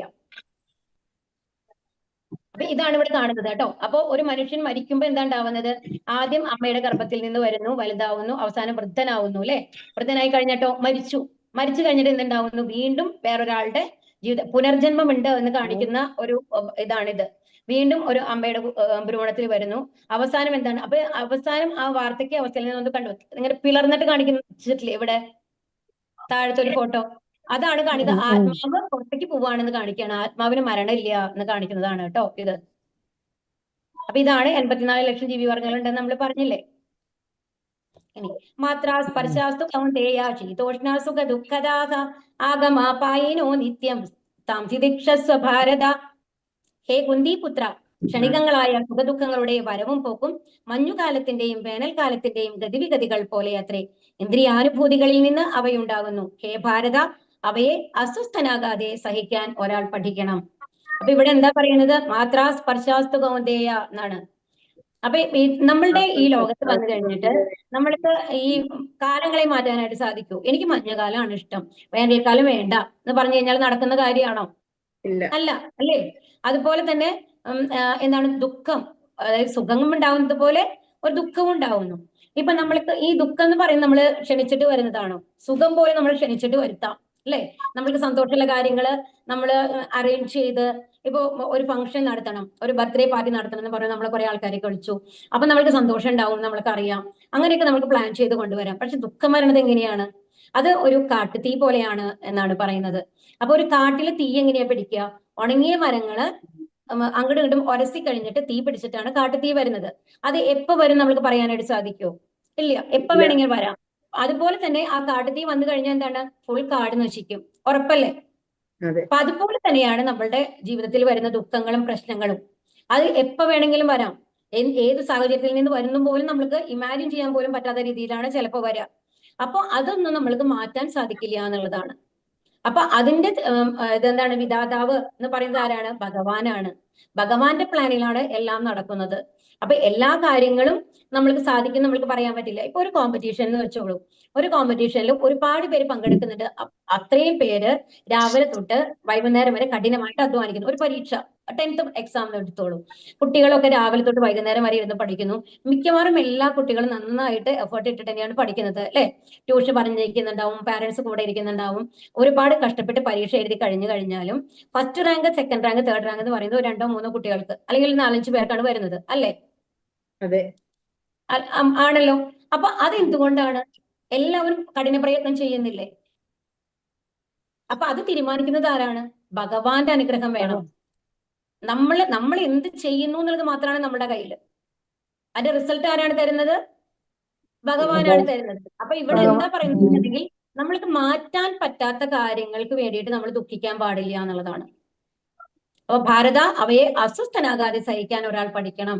അപ്പൊ സുഖം വന്നാലും ദുഃഖം വന്നാലും എങ്ങനെ ഉണ്ടാവണം? ഒരുപോലെ കാണാനായിട്ട് നമ്മൾ പഠിക്കണം. കാരണം അത് എന്തിനെയാണ് ബാധിക്കുന്നത്? നമ്മുടെ പുറത്തുള്ള ശരീരത്തിനെയാണ്. അത് 50 കൊല്ലോ 60 കൊല്ലോ കഴിഞ്ഞു കഴിഞ്ഞാൽ നശിക്കാൻ പോകുന്നതാണ് എന്നുള്ളതാണ്. ഈ ബന്ധങ്ങളും ആ ശരീരത്തിന് ഉള്ളതാണ്. അതാണ് നമ്മൾ സഹിഷ്ണുത വേണമെന്നാണ് പറയുന്നത്. മരത്തിനെ പോലെ. ശിശാഷ്ടകം എന്ന് പറഞ്ഞിട്ട് ചൈതന്യ മഹാപ്രഭുവിന്റെ ഒരു ശ്ലോകം ഉണ്ട് കേട്ടോ. തൃണാദപി സുനീചേന തരോരപി സഹിഷ്ണുന അമാനിന മാനദേന കീർത്തനീയ സദാഹരിഹി എന്നാണ് പറയുന്നത്. അപ്പൊ ഇതിൽ എന്താ പറയുന്നത്? ഭഗവാനെ എനിക്ക് കീർത്തിക്കാൻ സാധിക്കണം. എങ്ങനെ? ഒരു മരത്തിനെ പോലെ. ഏത് ഘട്ടത്തിലും എന്ത് ദുഃഖം വന്നു കഴിഞ്ഞാലും എന്ത് സുഖം വന്നാലും വ്യത്യാസമില്ലാതെ എന്നുള്ളതാണ്. ഒരു മരത്തിനെ പോലെ സഹിഷ്ണുത എന്ന് പറഞ്ഞു കഴിഞ്ഞാൽ, മരം എന്താണ് നോക്കൂ. ഇവിടെ നല്ല മഴയുള്ള സമയത്ത് ഈ ഗ്രീൻ കളറാണ്, നല്ല ഇലകളൊക്കെ പുഷ്ടിച്ച് നന്നായിട്ടുണ്ടാവും, പൂക്കളൊക്കെ വന്ന്, അല്ലെ? അത് കഴിഞ്ഞാലോ ശരത്കാലം ആവുമ്പോഴോ അതൊക്കെ ഉണങ്ങി തുടങ്ങുന്ന, നമ്മുടെ വേനൽക്കാലത്ത് ഉണങ്ങുന്ന ലെവലിലായി. മറ്റേ അടുത്ത ലെവലിലോ അത് അവസാനത്തെയാണ് ഉണങ്ങുന്ന ലെവൽ. ഇടയിലുള്ളത് ഈ ശരത്കാലത്ത് വന്നിട്ട് ഇലയൊക്കെ പൊഴിഞ്ഞിട്ട് നിൽക്കില്ലേ, ഇലയൊക്കെ ഇങ്ങനെ വീണിട്ട് നിൽക്കുന്ന ഒരവസ്ഥയാണ് കാണിക്കുന്നത്. അപ്പൊ അത് ഏത് അവസ്ഥയിലാണെന്നുണ്ടെങ്കിലും മരം ഒരേമാതിരിയാണ്. മരം കരയുന്നതൊന്നും നമ്മൾ കണ്ടിട്ടില്ല, അല്ലെ? അപ്പൊ അതുപോലെ ഒരു മരത്തിനെ പോലെ എല്ലാം സഹിക്കാനുള്ള കഴിവ് നമ്മൾക്ക് ഉണ്ടാവണം എന്നുള്ളതാണ് ഇവിടെ പറയുന്നത്. നഛായതേ മ്രിയതേ വാ കദാചിൻ നായം ഭൂത്വാ ഭവിതാവാന ഭൂയഃ അജോ നിത്യം ശാശ്വതോയം പുരാണഃ നഹന്യതേ ഹന്യമാനേ ശരീരേ. ആത്മാവിന് ഒരിക്കലും ജനന മരണങ്ങളില്ല. അത് ഉണ്ടായിട്ടില്ല, ഉണ്ടാകുന്നില്ല, ഭാവിയിൽ ഉണ്ടാവുകയുമില്ല. അജനും നിത്യനും ശാശ്വതനും പ്രാചീനനുമാണത്. ശരീരം നശിക്കുമ്പോൾ അതിന് മരണമില്ല. അപ്പൊ ഇവിടെ എന്താ പറയുന്നത്? ആത്മാവിന് ഒരിക്കലും ജനന മരണങ്ങളില്ല.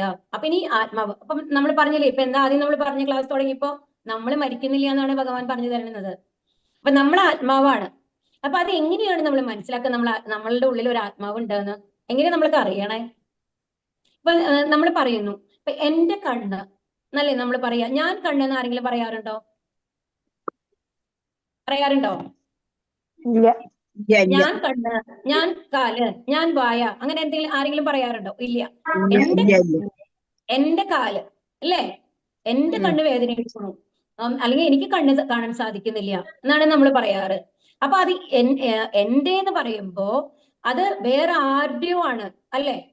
അതെ, മനസ്സിലാവണ്ട അല്ലേ? അല്ലെങ്കിൽ ഞാൻ എന്നല്ലേ പറയണ്ടേ? എന്റെ എന്ന് പറയുമ്പോ ആ ഒരു ഞാൻ വേറെ ഉള്ളിലുണ്ട്, അയാളുടെയാണ് കണ്ണ്. മനസ്സിലാവുണ്ടോ പറയുന്നത്? ഹരേ കൃഷ്ണ. അപ്പം അതുകൊണ്ട് തന്നെ നമ്മളുടെ ഉള്ളിൽ ആത്മാവുണ്ട്. ആ ആത്മാവാണ് പറയുന്നത് എന്റെ കണ്ണ്, എന്റെ മൂക്ക്, എന്റെ വായ. രണ്ടാമത്തെ കാര്യം, നമ്മൾ മരിച്ചു എന്ന് വെച്ചോളൂ. ഓക്കെ, മരിക്കുമ്പോ എന്താ ശരിക്കും സംഭവിക്കുന്നത്? നമ്മൾ ഒരാൾ മരിച്ചു എന്ന് എപ്പോഴാണ് കൺഫേം ചെയ്യുക? നമ്മുടെ ഹാർട്ട് നിൽക്കുന്നു അല്ലേ? ശ്വാസമില്ല, നമ്മൾ ശ്വാസമാണ് ചെക്ക് ചെയ്യുക, ശ്വാസം നിൽക്കുന്നില്ല. പിന്നെ കണ്ണ് മേൽപ്പെട്ടേക്ക് പോകും, അങ്ങനെ കുറെ ലക്ഷണങ്ങളൊക്കെ പറയും മരിക്കുന്ന സമയത്ത്. ഓക്കെ, അത് കഴിഞ്ഞാൽ പിന്നെ നമ്മൾക്ക് വായൊന്നും അടയ്ക്കാനൊന്നും പറ്റില്ലല്ലോ. വായൊക്കെ തുറന്നിരുന്ന് കഴിഞ്ഞാൽ തുറന്ന മാറി തന്നെ ഇരിക്കും അല്ലെ? അങ്ങനെയാ ഉണ്ടാവുക. കണ്ണ് അതുപോലെ തുറന്നാണ് ഇരിക്കണമെങ്കിൽ പിന്നെ അടയ്ക്കാൻ പറ്റില്ല, മിണ്ട അങ്ങനെ ഇതായിട്ട്. അപ്പൊ നമ്മളുടെ ശരീരത്തിന് ഒരു മൂവ്മെന്റ് ഇല്ല, ഹാർട്ട് നിൽക്കുന്നു എന്നുള്ളത് കൊണ്ടാണ് നമ്മൾ ആ ശരീരം നശിക്കുന്നു എന്ന് അല്ല നമ്മൾ മരിച്ചു എന്ന് പറയുന്നത്. പക്ഷെ മരിക്കുമ്പോൾ ശരി എന്ത് വ്യത്യാസമാണ് വരുന്നത്? അതിനുശേഷം കയ്യിന് എന്തെങ്കിലും മാറ്റം നമ്മൾക്ക് തോന്നുന്നുണ്ടോ? നമ്മുടെ ആ ബോഡിയിൽ മരിച്ചു പോകുന്ന മാതാജി, അതല്ല ഞാൻ പറഞ്ഞത്. ജസ്റ്റ് നമ്മളുടെ ആ ഒരു ദേഹം അത് കുറച്ച് കഴിയുമ്പോൾ നമ്മുടെ ഫുൾ മാറ്റങ്ങൾ വരും. അത് ജീർണിച്ചു പോലോ ഒരു ഇത് വരുമ്പോഴേക്കും. പക്ഷേ നമ്മുടെ കൈയിന്റെ വലുപ്പത്തിനോ കൈയിന്റെ വിരലുകളുടെ എണ്ണത്തിനോ എന്തിനെങ്കിലും മാറ്റം വരുന്നുണ്ടോ? ഇല്ല. നമ്മൾ അതുപോലെ കണ്ണുകൾ അതുമാതിരി തന്നെയാണുള്ളത്, കാതുകൾ അതുമാതിരി തന്നെയാണുള്ളത്, നമ്മുടെ പല്ലുകളോ ഒന്നിനും ഒരു മാറ്റവും വരുന്നില്ല. അതുപോലെ തന്നെ നമ്മൾ മരിച്ച ഒരു ബോഡി എടുത്തു കഴിഞ്ഞിട്ട് ഹാർട്ടിനെ എടുത്തിട്ട് വേറെ നമ്മൾ ഹാർട്ട് ട്രാൻസ്പ്ലാന്റേഷൻ ചെയ്യാറുണ്ടല്ലോ അല്ലേ? ഇത്ര സമയത്തിനുള്ളിലാണെങ്കിൽ കിഡ്നി ഒക്കെ നമ്മളൊക്കെ മാറ്റി വെക്കാം. അപ്പൊ അതൊക്കെ അതൊക്കെ ഉപയോഗപ്രദമായിട്ടുള്ള അവയവങ്ങളാണ് മനസ്സിലാക്കണം അല്ലെ? ഹാർട്ട് ആണെങ്കിലും ശരി, ഇതെല്ലാം മരിച്ച ഇത്ര സമയത്തിനുള്ളിലാണെങ്കിൽ നമ്മുടെ ബ്രെയിൻ വരെ നമ്മൾക്ക് മാറ്റി വെക്കാം എന്നാണ് പറയുന്നത്. ഇപ്പൊ ആധുനിക ശാസ്ത്രം പ്രൂവ് ചെയ്തിട്ടുള്ളത്. അത്രയും ശസ്ത്രക്രിയകൾ നമ്മൾ ചെയ്യാറുണ്ട്, ആൾക്കാരെ ജീവൻ തിരിച്ചു കിട്ടാറുണ്ട് കുറെ ആൾക്കാർക്ക്. അപ്പൊ ഇതൊക്കെ നല്ല അവസ്ഥയിലാണെന്നുണ്ടെങ്കിൽ മരിക്കുമ്പോൾ നമ്മൾക്ക് എന്താണ് സംഭവിച്ചിട്ടുള്ളത്? ഹാർട്ട് നല്ലതാണ്, കിഡ്നി നല്ലതാണ്. നമ്മൾ പറഞ്ഞു ഹാർട്ട് നിന്നു എന്ന് പറഞ്ഞു കഴിഞ്ഞാലും അത് ഇത്ര സമയത്തിനുള്ളിലെടുത്ത് വേറൊരാളുടെ ശരീരത്തിൽ വെച്ച് കഴിഞ്ഞാൽ അത് വർക്ക് ആവുന്നുണ്ടല്ലോ. അപ്പൊ ഹാർട്ട് മരിച്ചെന്ന് നമുക്ക് പറയാൻ പറ്റില്ല. അപ്പൊ വേറെ എന്തോ ആണ് സംഭവിക്കുന്നത്. അപ്പൊ എന്തോ ഒന്ന് നമ്മളുടെ ശരീരത്തിന്റെ ഉള്ളിൽ നിന്ന് പോവുകയാണ് ചെയ്യുന്നത്. അത് പോകുമ്പോഴാണ് നമ്മുടെ ശരീരം മരിക്കുന്നു എന്ന് പറയുന്നത്. അതാണ് നമ്മളുടെ ആത്മാവ്. അപ്പൊ നമ്മൾ മരിക്കുമ്പോൾ എന്താ ശരിക്കും സംഭവിക്കുന്നത്? നമ്മുടെ ആത്മാവ് നമ്മുടെ ശരീരത്തിൽ നിന്ന് പുറത്തു പോവുകയാണ് ചെയ്യുന്നത്, പരമാത്മാവും ചേർന്നുകൊണ്ട്. ഓക്കെ, അപ്പൊ അതുകൊണ്ടാണ് ഇവിടെ എന്ത് പറയുന്നത്? ആത്മാവിന് ജനന മരണങ്ങളില്ല, അത് ഉണ്ടായിട്ടില്ല, ഉണ്ടാകുന്നില്ല, ഭാവിയിൽ ഉണ്ടാവുകയുമില്ല. അജനും നിത്യനും ശാശ്വതനും പ്രാചീനനുമാണത്. ശരീരം നശിക്കുമ്പോൾ അതിന് മരണമില്ല. ആ ആത്മാവ് പുറത്തേക്ക് പോകും, എന്നിട്ട് വേറൊരു ശരീരത്തിന്റെ ഉള്ളിലേക്ക് പോകും. അതാണ് അടുത്ത ശ്ലോകം പറയുന്നത്. വാസാംസി ജീർണാനി യഥാ വിഹായ നവാനി ഗൃഹ്ണാതി നരോപരാണി തഥാ ശരീരാണി വിഹായ ജീർണ അന്യാനി സംയാതി നവാനി ദേഹി. പഴകിയ ഉടുപ്പുകൾ മാറ്റി പുതിയവ എടുത്ത് അണിയുന്നത് പോലെ ജീർണിച്ച് ഉപയോഗിക്കാൻ കൊള്ളാത്തതായ ഭൗതിക ശരീരങ്ങൾ ഉപേക്ഷിച്ച് ദേഹി പുതുദേഹങ്ങൾ സ്വീകരിക്കുന്നു. അപ്പൊ ഇവിടെ എന്താ പറയുന്നത്? അപ്പൊ നമ്മൾ എന്താ ചെയ്യുക? കുറച്ച് പഴകിയ വസ്ത്രങ്ങളായി കഴിഞ്ഞാൽ അപ്പൊ തന്നെ എടുത്തു കളയും അല്ലെ? അല്ലെങ്കിൽ ചെറിയ വസ്ത്രങ്ങളായി കഴിഞ്ഞാൽ അത് പാകാവുന്ന ആർക്കെങ്കിലും എടുത്തു കൊടുക്കും. അങ്ങനെയല്ലേ ചെയ്യാറ് അല്ലെ? പക്ഷേ അതുപോലെ തന്നെയാണ് അപ്പൊ ഭഗവാൻ നമ്മളോട് അർജുനൻ എന്താ പറഞ്ഞു കൊടുക്കുന്നത്? നമ്മൾക്ക് എന്താണ് പറഞ്ഞു തരുന്നത്? അതുപോലെ തന്നെ നമ്മളുടെ ശരീരം ആദ്യം എന്തായിരുന്നു? ഒരു കുട്ടിയുടെ രൂപത്തിലായിരുന്നു അല്ലെ? അതിനുശേഷം എന്ത് വന്നു? കൗമാരപ്രായത്തിലെത്തി, അത് കഴിഞ്ഞ് യൗവനപ്രായത്തിലെത്തി, അതിന് വാർദ്ധക്യത്തിൽ എത്തുമ്പോ എന്താ അവസ്ഥ? നമ്മളുടെ ശരീരമൊക്കെ ചുക്കിച്ചുളിഞ്ഞ് നടക്കാൻ പറ്റില്ല, മുട്ടുവേദന ഒക്കെ ഉണ്ടല്ലേ? പല കാര്യങ്ങളാണ് നമ്മൾക്ക്. അപ്പൊ ആ ഒരു അവസ്ഥയിലെത്തിയിട്ട് അതുപോലെ തന്നെ കഫം ഒക്കെ നിറഞ്ഞിട്ടാണ് ഉണ്ടാവുക നമ്മളുടെ ഇതൊക്കെ. അധികം ആൾക്കാർക്ക് കഫക്കെട്ട് ഉണ്ടാവും അല്ലെ? ചുമ, നമ്മള് എന്താണ് വലിക്കുക എന്നൊക്കെ പറയില്ലേ? മരിക്കുന്ന സമയത്ത് ഭയങ്കര ശബ്ദത്തില് ഇങ്ങനെ കേൾക്കാം അല്ലെ? അപ്പൊ ആ ഒരു അവസ്ഥയിൽ എത്തും. ആ അവസ്ഥയിൽ എത്തിക്കഴിഞ്ഞാൽ പിന്നെ ആ ശരീരം കൊണ്ട് നമുക്ക് എന്തെങ്കിലും ഉപയോഗം ഉണ്ടോ? നിങ്ങൾ തന്നെ പറയൂ. നടക്കാൻ പറ്റില്ല, വേറെ ആൾ ഭക്ഷണം എടുത്ത് തരണം എന്നുള്ള അവസ്ഥ എത്തിയ ശരീരം എന്ന് പറയുന്നത് ഉപയോഗശൂന്യാണ് അല്ലെ? അപ്പൊ ആ ഒരു അവസ്ഥയിൽ എത്തുമ്പോ ആത്മാവ് എന്ത് ചെയ്യുന്നു? ഒരു പുതിയ ശരീരത്തിലേക്ക് പോവുകയാണ്. ഇനി ഇതുകൊണ്ട് കാര്യമില്ല, ഇത് വെച്ച് കഴിഞ്ഞാൽ ഒന്നും ചെയ്യാൻ പറ്റില്ല എന്നുള്ളത് കൊണ്ട്. അപ്പൊ അതിന് നമ്മൾ സങ്കടപ്പെടേണ്ട ആവശ്യമുണ്ടോ? ഇല്ല ഇല്ല അല്ലെ? കാരണം കുറച്ചുകൂടി യങ് ആയിട്ടുള്ള ഒരു ശരീരത്തിലേക്കാണ് പോണത്. അപ്പൊ ഈ പഴകിയ ശരീരത്തിനെ ഉപേക്ഷിച്ചിട്ട് നല്ലൊരു ശരീരത്തിന്റെ ഉള്ളിലേക്ക് നമ്മൾ പോവുകയാണ് ചെയ്യുന്നത്. അപ്പൊ അതിന് സങ്കടപ്പെടേണ്ട ആവശ്യമില്ല എന്നുള്ളതാണ് ഇവിടെ പറയുന്നത് കേട്ടോ. അപ്പൊ ദേ കണ്ടു, ഒരു പഴയ അഴുക്കായിട്ടുള്ള ഉടുപ്പിനെ മാറ്റിയിട്ട് പുതിയ ഉടുപ്പ് എടുക്കണം. അതാണ് ഇവിടെ പറയുന്നത്. പിന്നെ ഒരെണ്ണം കൂടി ഉണ്ടായിരുന്നല്ലോ. വരും. ഇനി അടുത്ത ശ്ലോകം. നൈനം ചിന്തന്തി ശസ്ത്രാണി നൈനം ദഹതി പാവകഃ ന ചൈനം ക്ലേദയന്ത്യാപക ന ശോഷയതി മാരുതഃ.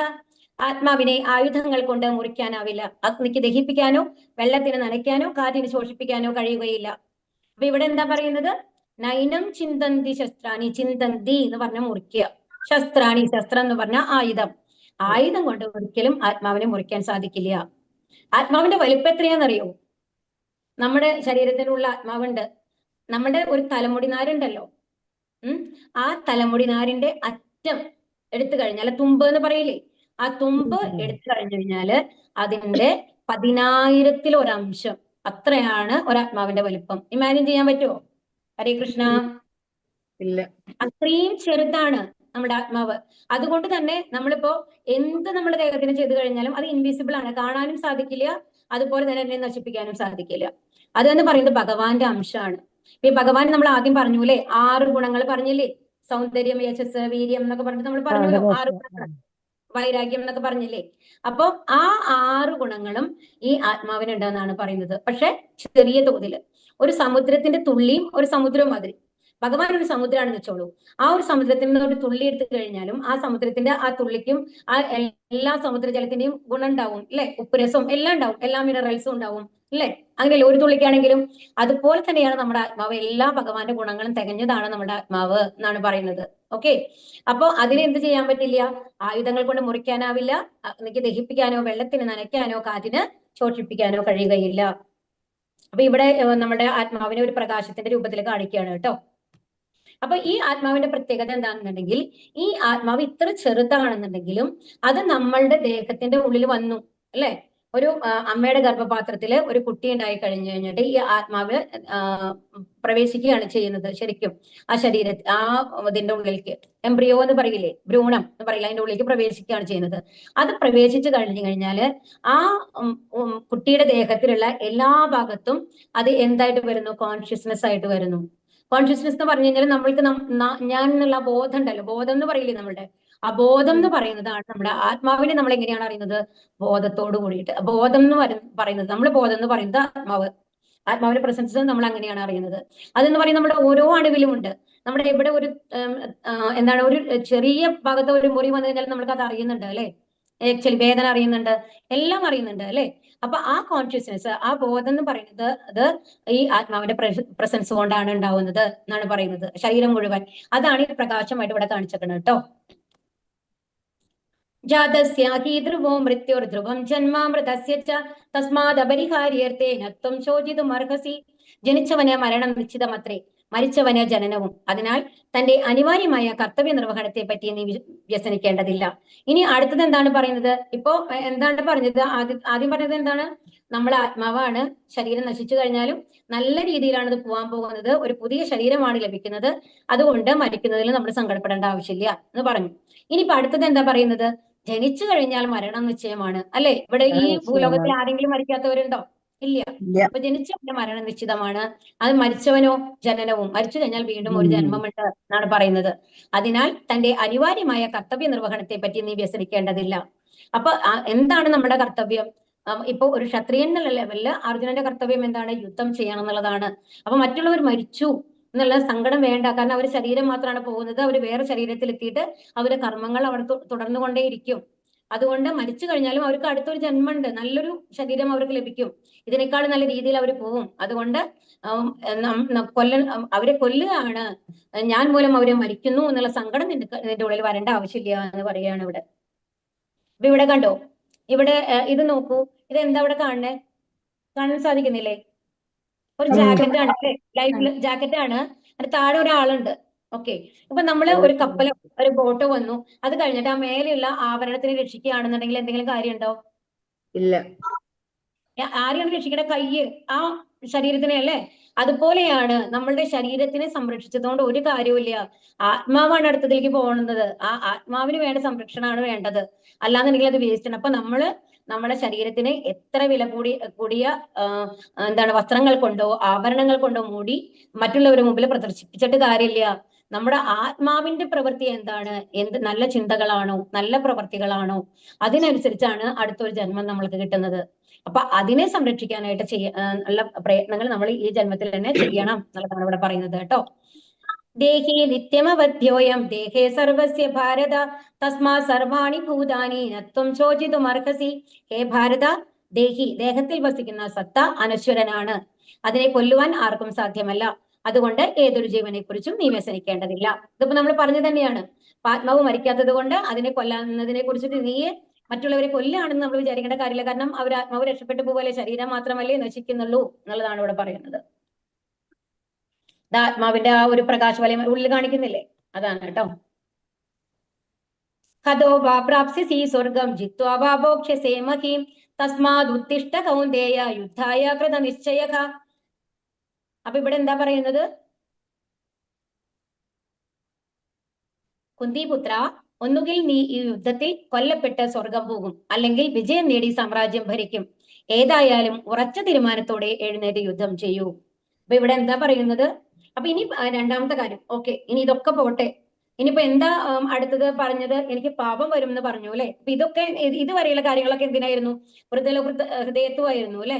അതായത് അയ്യോ അവരെ കൊന്നു കഴിഞ്ഞാൽ എങ്ങനെയാണ് എന്റെ റിലേഷൻസ് ആണെന്നുള്ള സങ്കടത്തിനുള്ള മറുപടികൾ പറഞ്ഞില്ലേ. ഇനിയും എന്താ അർജുനൻ പറയുന്നത്? എനിക്ക് പാപം വരും എന്ന് പറഞ്ഞു അല്ലെ, ഇവരൊക്കെ കൊന്നു കഴിഞ്ഞു കഴിഞ്ഞാല്.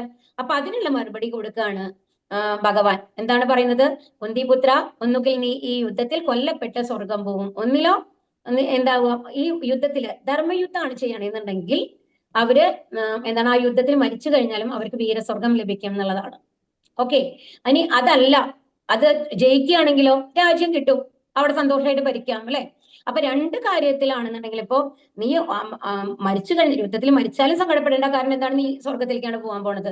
സ്വർഗം എന്ന് പറയുന്നത് ഈ ഭൂലോകത്തിനേക്കാളും ഒരുപാട് ദേവതമാരുള്ളതാണ് അല്ലെ. നമ്മൾക്കറിയാം അവിടെ എന്താണ് അത്രയും എന്താണ് അപ്സര സ്ത്രീകളും അങ്ങനെയുള്ള സുഖ സൗകര്യത്തോട് കൂടിയിട്ട് എത്രയോ വർഷങ്ങളാണ്, 10,000 വർഷത്തിന് മേലെയാണ് അവിടുത്തെ ജീവിതകാലം എന്ന് പറയുന്നത് തന്നെ. അവിടെ എൻജോയ് ചെയ്യാന്നുള്ളതാണ് സ്വർഗത്തിന്റെ ഇതെന്ന് പറയുന്നത്. അവിടെ ദുഃഖങ്ങൾ കുറവാണ്. അപ്പൊ അതുകൊണ്ട് വളരെ നല്ലൊരു അവസ്ഥയിലേക്കാണ് പോകാൻ പോണത്. ഇനി അതല്ല എന്നുണ്ടെങ്കിലോ, ഇവിടെ ഈ രാജ്യം മുഴുവൻ നിങ്ങൾക്കാണ് കിട്ടാൻ പോകുന്നത്. രാജാവായിട്ട് സന്തോഷത്തോടു കൂടി ഭരിക്കാലോ. അപ്പൊ ഏത് രീതിയിലാണെന്നുണ്ടെങ്കിലും എഴുന്നേറ്റ് യുദ്ധം ചെയ്യൂ, മരിച്ചാലും കുഴപ്പമില്ല ജയിച്ചാലും കുഴപ്പമില്ല എന്ന് പറയുകയാണ്.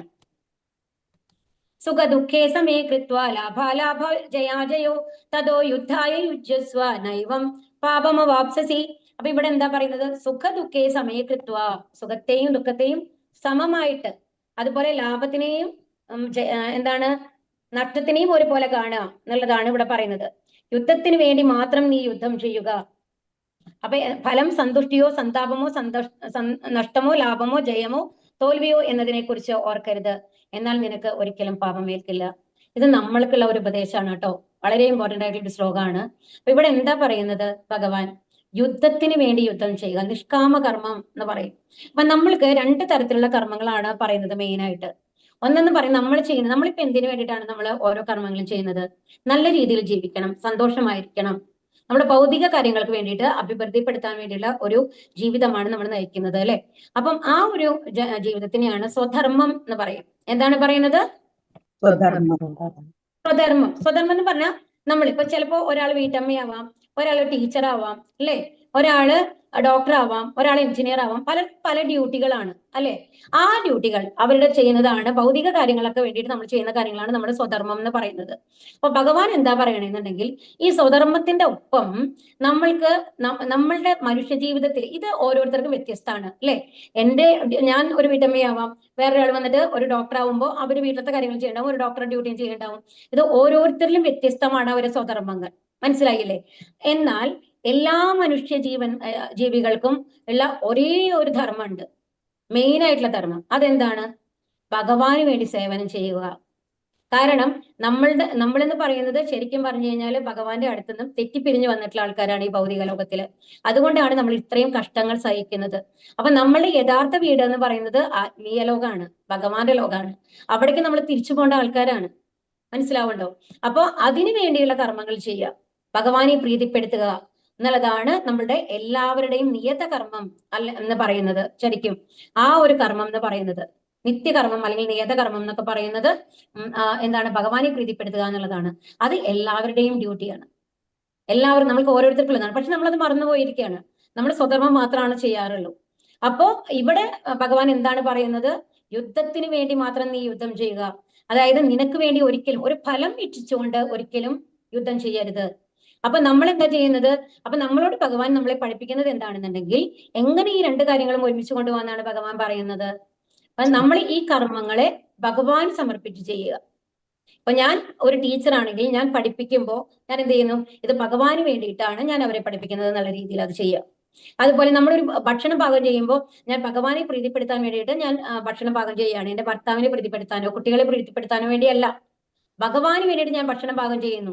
ഭഗവാന് വേണ്ടി ചെയ്ത് നിങ്ങൾ ഭക്ഷണം പാകം ചെയ്ത് നോക്കൂ, അതിന്റെ രുചി വേറൊരു ലെവലിലാണ്. ഏതെങ്കിലും അമ്പലത്തിൽ പോയിട്ട് അന്നദാനം കഴിച്ചിട്ട് ഭക്ഷണം നന്നല്ല നമ്മൾക്ക് തോന്നാറുണ്ടോ? അത്രയും സ്വാദല്ലേ.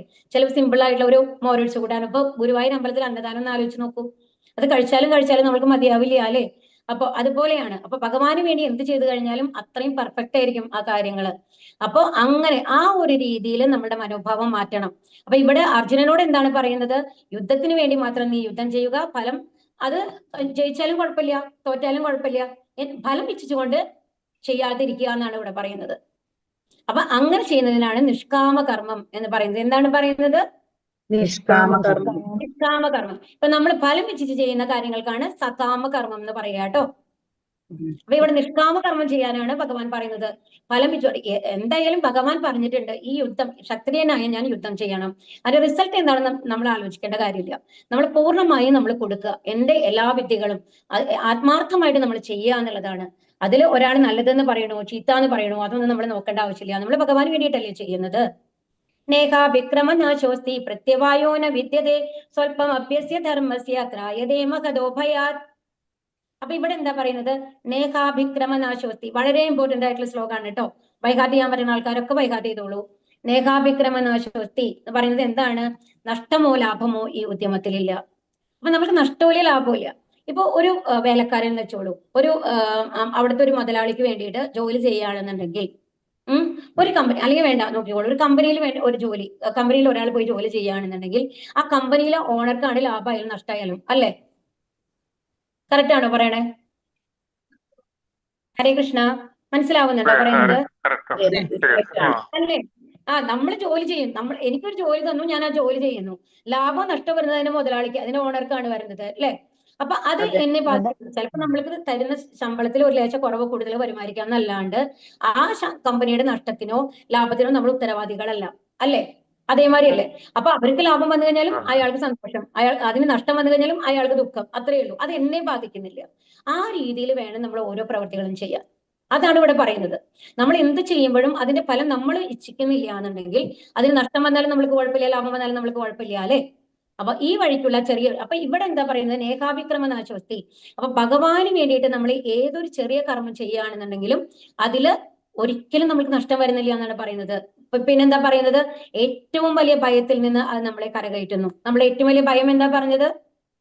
മരണഭയം. ആ മരണയെ നമ്മൾക്ക് ഇല്ലാണ്ടാക്കും ഭഗവാൻ എന്നാണ് പറയണത്. എന്ന് പറഞ്ഞാൽ ഭഗവാന്റെ ലോകത്തേക്ക് നമ്മളെ കൂട്ടിയിട്ട് പോകുന്ന, വീണ്ടും ഈ ലോകത്തേക്ക് നമ്മൾക്ക് വരേണ്ട ആവശ്യമില്ല എന്നാണ്. അത് കുറച്ച് ചെയ്താൽ, പിന്നെ ഇതിന്റെ ഒരു പ്രത്യേകത എന്താണെന്നുണ്ടെങ്കിൽ കുറച്ച് നമ്മൾ ചെയ്താൽ, ഇപ്പൊ നമ്മൾ ഭഗവത്ഗീത ഇപ്പൊ നിങ്ങൾ പഠിക്കാൻ വന്നിട്ടുണ്ട് അല്ലെ? ചിലപ്പോൾ ആദ്യമായിട്ട് പഠിക്കാൻ വരുന്ന ആൾക്കാരായിരിക്കും. അപ്പൊ ഭഗവാനെ കുറിച്ച് കേട്ടു, അത് മനസ്സിലാക്കി, ഈ കുറച്ച് ശ്ലോകങ്ങളൊക്കെ നമ്മൾ പഠിക്കാൻ തുടങ്ങി, ഈ ഭഗവത്ഗീത പഠിച്ച് ബാക്കിയുള്ളവർക്ക് പറഞ്ഞു കൊടുക്കണു. ഇതൊന്നും നമ്മൾ മരിച്ചു കഴിഞ്ഞാൽ നമ്മൾ നഷ്ടപ്പെടില്ല എന്നുള്ളതാണ്. എവിടെയാണ് ഞാൻ ഭഗവത്ഗീതയുടെ 1ാമത്തെ ചാപ്റ്ററിൽ ശ്ലോകങ്ങൾ മുഴുവൻ പഠിച്ചിട്ടുണ്ടെങ്കിൽ അത് കഴിഞ്ഞിട്ടുള്ള ഭാഗം തൊട്ടാണ് അടുത്ത ജന്മത്തിൽ ഞാൻ പഠിക്കേണ്ട ആവശ്യമുള്ളൂ. ഇത് മുഴുവൻ എനിക്ക് ഓർമ്മയുണ്ടാവും എന്നാണ് പറയുന്നത്. മനസ്സിലാവണം. പക്ഷേ നമ്മൾ ഒരു IAS പാസ്സായി കഴിഞ്ഞാലും ആ ഒരു ലെവൽ എത്തിക്കഴിഞ്ഞു കഴിഞ്ഞാലും അതൊക്കെ നമ്മൾ മരണത്തോടു കൂടി നമ്മുടെ ശരീരത്തിനോട് കൂടി തീരും. പക്ഷെ നമ്മുടെ ആത്മാവ്, നമ്മുടെ മനസ്സ്, ആത്മാവ് എന്ന് പറയുന്ന സൂക്ഷ്മ ശരീരം അടുത്ത ജന്മത്തിലേക്ക് നമ്മളുടെ കൂടെ, ഈ ആത്മാവിന്റെ കൂടെ പോകുന്നുണ്ട്. ആ ശരീരത്തിന്റെ കൂടെ ഈ ഭഗവാന് വേണ്ടി ചെയ്ത കർമ്മങ്ങളൊക്കെ അത് അതേപടി നിലനിൽക്കും എന്നാണ് പറയുന്നത്. അതുകൊണ്ടാണ് ഇവിടെ പറയുന്നത്. ഇതിന് ഉദാഹരണത്തിന് ഇവിടെ ഒരു എലിയുടെ ഇതാണ് ഇവിടെ കാണിക്കുന്നത് കേട്ടോ. അപ്പൊ എലി ഇവിടെ എന്താ കാണിക്കണേ നോക്കൂ. അല്ല, എലിയല്ല, സോറി, അണ്ണാൻ. നമ്മള് രാവണ യുദ്ധം നടക്കുന്ന സമയത്ത് അവിടെ ഒരു ഫ്ലോട്ടിംഗ് ബ്രിഡ്ജിന്റെ ഒക്കെ ഉണ്ട് അല്ലേ, അവിടേക്ക് ലങ്കയിലേക്ക് കടക്കാൻ വേണ്ടിയിട്ട്. അപ്പൊ ആ സമയത്ത് ഹനുമാനെ പോലെയുള്ള സുഗ്രീവൻ അങ്ങനെ അത്രയും വാനരന്മാരാണ്, അവരെല്ലാവരും വലിയ വലിയ പാറക്കെട്ടുകൾ മാതിരിയുള്ള കല്ലുകൾ കൊണ്ടുവന്നിട്ടാണ് പാലിടാൻ വേണ്ടിയിട്ട്. എന്നിട്ട് ആ സമയത്ത് ഒരു അണ്ണാരക്കണ്ണൻ വന്നു കഴിഞ്ഞിട്ട് എന്ത് ചെയ്യും, എന്താ ചെയ്യങ്ങനെ നോക്കും. അണ്ണാരക്കണ്ണനാണെങ്കിൽ ഭയങ്കര ആഗ്രഹം, രാമൻ എന്തായാലും സേവ ചെയ്യണം, ശ്രീരാമദേവന് സേവ ചെയ്യണമെന്ന്. അപ്പൊ എന്ത് ചെയ്യുന്നുണ്ടെങ്കിൽ ആ മണലിൽ കിടന്നിട്ട് അങ്ങോട്ട് ഉരുണ്ടിട്ട് അങ്ങനെ പോയി കഴിഞ്ഞിട്ട് ഈ ബ്രിഡ്ജിൽ ഇവര് കല്ലുകൾ കൊണ്ടുവന്നിട്ടുണ്ടാവുമല്ലോ, അതിന്റെ മേലെ പോയിട്ട് കുടയും ഇത്ര ആ അപ്പൊ എത്ര മണലാണോ അതിന്റെ മേലെ പറ്റിക്കണത് ആദ്യം വെള്ളത്തിൽ മുങ്ങിയിട്ട് ഇത് മണലിൽ കിടന്ന് ഉരുണ്ടിട്ട് അവിടെ പോയി കുടയും. അപ്പൊ കുടയുമ്പോൾ കുറച്ച് മണൽ അവിടെ വീഴുമല്ലോ, എന്തെങ്കിലും കുറച്ച്. അപ്പൊ ഹനുമാൻ കളിയാക്കല്ല, പറയും നീ എന്താ ചെയ്യണേ, ഇത്രയും വലിയ ഒരു കാര്യത്തിന്റെ ഉള്ളിൽ നിനക്ക് എന്താ ചെയ്യാൻ പറ്റുക, നീ പോയി മാറിയിരിക്കുക, അല്ലാതെ നീ ചിലപ്പോ എന്റെ കാലിലേക്ക് ചവിട്ട് കിട്ടിക്കഴിഞ്ഞു കഴിഞ്ഞാല് നിന്റെ പണി കഴിയും എന്ന് പറയാണ് ഹനുമാൻ. അപ്പൊ സങ്കടവും ആർക്ക്, അണ്ണാരക്കണ്ണന്. അപ്പോഴേക്കും ശ്രീരാമദേവൻ വരും, എന്നിട്ട് കയ്യിലെടുക്കാണ്, എന്നിട്ട് ഹനുമാനോട് പറയും നിങ്ങൾക്ക് എന്ത് സേവയാണോ ചെയ്യാൻ പറ്റുന്നത് അതിനേക്കാളും മഹത്തായിട്ടുള്ള കാര്യമാണ് ഈ അണ്ണാരക്കണ്ണൻ ചെയ്യുന്നത്.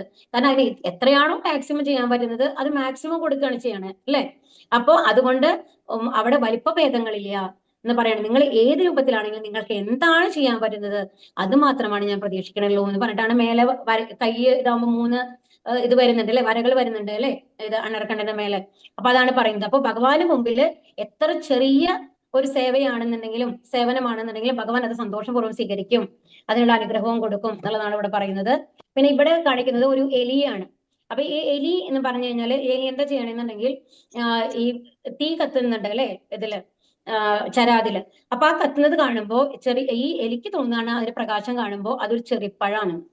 അങ്ങനെ തോന്നിയിട്ട് നേരെ പോയിട്ട് അതിനെ കഴിക്കാൻ വേണ്ടിയിട്ട് വായ തുറന്ന് ആ തീയിലേക്ക് ഇതാവുകയാണ്.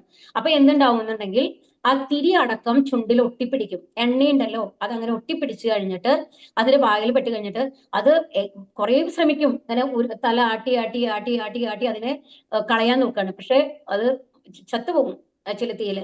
പക്ഷെ ഭഗവാൻ ആ സാധാരണ 84 ലക്ഷം ജീവിവർഗങ്ങൾ ഉണ്ടെന്നുണ്ടെങ്കിൽ മൃഗങ്ങളിൽ എങ്ങനെയാണെങ്കിൽ എലി കഴിഞ്ഞ അടുത്ത ജീവിവർഗത്തിലേക്ക്, അത് കഴിഞ്ഞ അടുത്ത ജീവിവർഗത്തിലേക്ക്, അങ്ങനെ മേലെ മേലെ മേലെ പോയി അവസാനമാണ് മനുഷ്യജന്മത്തിൽ നമ്മൾ എത്തുന്നത്. മനുഷ്യജന്മത്തിൽ മാത്രമാണ് വിശേഷ ബുദ്ധിയുള്ളൂ, ഭഗവാന്റെ അടുത്തേക്ക് തിരിച്ചു പോകാനുള്ള അനുഗ്രഹമുള്ളൂ. മൃഗങ്ങൾക്ക് അങ്ങനത്തെ ഒന്നുമില്ല, അവിടെ പാപപുണ്യങ്ങളൊന്നുമില്ല മൃഗങ്ങളുടെ ലൈഫില്. പക്ഷെ ഈ എലിക്ക് എന്ത് കിട്ടി, ഭഗവാൻ മോക്ഷം കൊടുക്കാണ്. ഇങ്ങനെ ഈ തല ആട്ടുന്നതിന് ആരതിയായിട്ട് എടുത്തിട്ട് ഭഗവാൻ ആരതി ചെയ്യുകയാണെന്നുള്ള അതിലെടുത്ത് കഴിഞ്ഞിട്ട് ആ എലിക്ക് മോക്ഷം കൊടുത്ത് വൈകുണ്ഠത്തിലേക്ക് കൊണ്ടുപോകും എന്നാണ് പറയുന്നത്. അപ്പൊ ഏറ്റവും ചെറിയ ഒരു സേവനം പോലും ഭഗവാന് ചെയ്യുന്നത് ഭഗവാൻ സന്തോഷത്തോടു കൂടി ഏറ്റെടുത്ത് അതിനേക്കാളും വലിയൊരു കാര്യങ്ങളാണ് നമ്മൾക്ക് തരിക എന്നുള്ളതാണ്. വ്യവസായാത്മിക ബുദ്ധി ഏകേഹ കുരു നന്ദന ബഹുശാഖാഹ്യനന്ദാശ ബുദ്ധയോ അവ്യവസായിന. ഈ വഴിക്ക് പോകുന്നവർ നിശ്ചയദാർഢ്യമുള്ളവരാണ്, ലക്ഷ്യവും ഒന്ന് മാത്രം. ഗുരുനന്ദന, ദൃഢനിശ്ചയമില്ലാത്തവരുടെ ബുദ്ധിയാകട്ടെ പല ശാഖകളോട് കൂടിയതാണ്. അപ്പൊ നമ്മൾ പറഞ്ഞു നമ്മൾക്ക് പല പല ലക്ഷ്യങ്ങളാണ് ഓരോരുത്തർക്കും. പക്ഷെ എല്ലാവരും ഒരു കാര്യം ഒരേ ലക്ഷ്യത്തോടു കൂടി ചെയ്യേണ്ടത് എന്താണ്, ഭഗവത് സേവനം ആണ് ചെയ്യേണ്ടത് എന്ന് പറഞ്ഞു അല്ലെ. അപ്പൊ അതാണ് പറയുന്നത്, ആ ഭഗവത് സേവനം മാത്രം എന്ന് പറയുമ്പോൾ ഒരേ ഒരു ലക്ഷ്യമുള്ളൂ, ഭഗവാന്റെ അടുത്ത് എത്തുക. ഇവിടെ നിന്ന് എങ്ങനെയെങ്കിലും ഈ ജനനത്തിൽ നിന്നും മരണത്തിൽ നിന്നും വാർദ്ധക്യത്തിൽ നിന്നും രോഗത്തിൽ നിന്നും ഉള്ള രക്ഷ നമ്മൾക്ക് വേണം എന്നുള്ളതായിരിക്കണം നമ്മുടെ ലക്ഷ്യം. അത് ഒരേ ഒരു ലക്ഷ്യമേ. അപ്പൊ പക്ഷേ പല കാര്യങ്ങള് എനിക്ക് ആദ്യം ഒരു കാറ് വാങ്ങണം, അതിനുശേഷം ഒരു വലിയ വീട് വാങ്ങണം, അത് കഴിഞ്ഞാൽ എന്ത് വേണം, എനിക്ക് ലോകം മുഴുവൻ ടൂർ പോകണം, ഇങ്ങനത്തെ ലക്ഷ്യങ്ങളൊക്കെ വെക്കുന്ന ആൾക്കാർക്ക് ഒന്ന് കഴിഞ്ഞാൽ അടുത്ത ഇതിനു വേണ്ടി പരിശ്രമം, അത് കഴിഞ്ഞാൽ അടുത്തതിന് വേണ്ടി പരിശ്രമം. ഈ പരിശ്രമത്തിന്റെ ഉള്ളില് നമ്മൾ ഭഗവാനെയും മറന്നു പോകുന്നു, നമ്മുടെ ആത്മാവിനെ മറന്നു പോകുന്നു. മരണം കഴിഞ്ഞു കഴിഞ്ഞാൽ ചിലപ്പോൾ അടുത്ത ജന്മം എന്ന് പറയുന്നത് നമ്മുടെ കർമ്മങ്ങളുടെ ഫലമായിട്ട് നമ്മൾ മൃഗങ്ങളായിട്ടും ജനിക്കാം, അല്ലെങ്കിൽ മരങ്ങളായിട്ടും ജനിക്കാം എന്നുള്ള ഒരു അവസ്ഥയിലേക്കാണ് പോകുന്നത്. പക്ഷെ അതല്ല നമ്മൾക്ക് വേണ്ടത്. നമ്മൾക്ക് എന്താ വേണ്ടത്, നമ്മൾ ഒന്നും കൂടി മേലത്തെ ലെവലിലേക്കാണ് നമ്മൾ പോകേണ്ടത് അല്ലെ.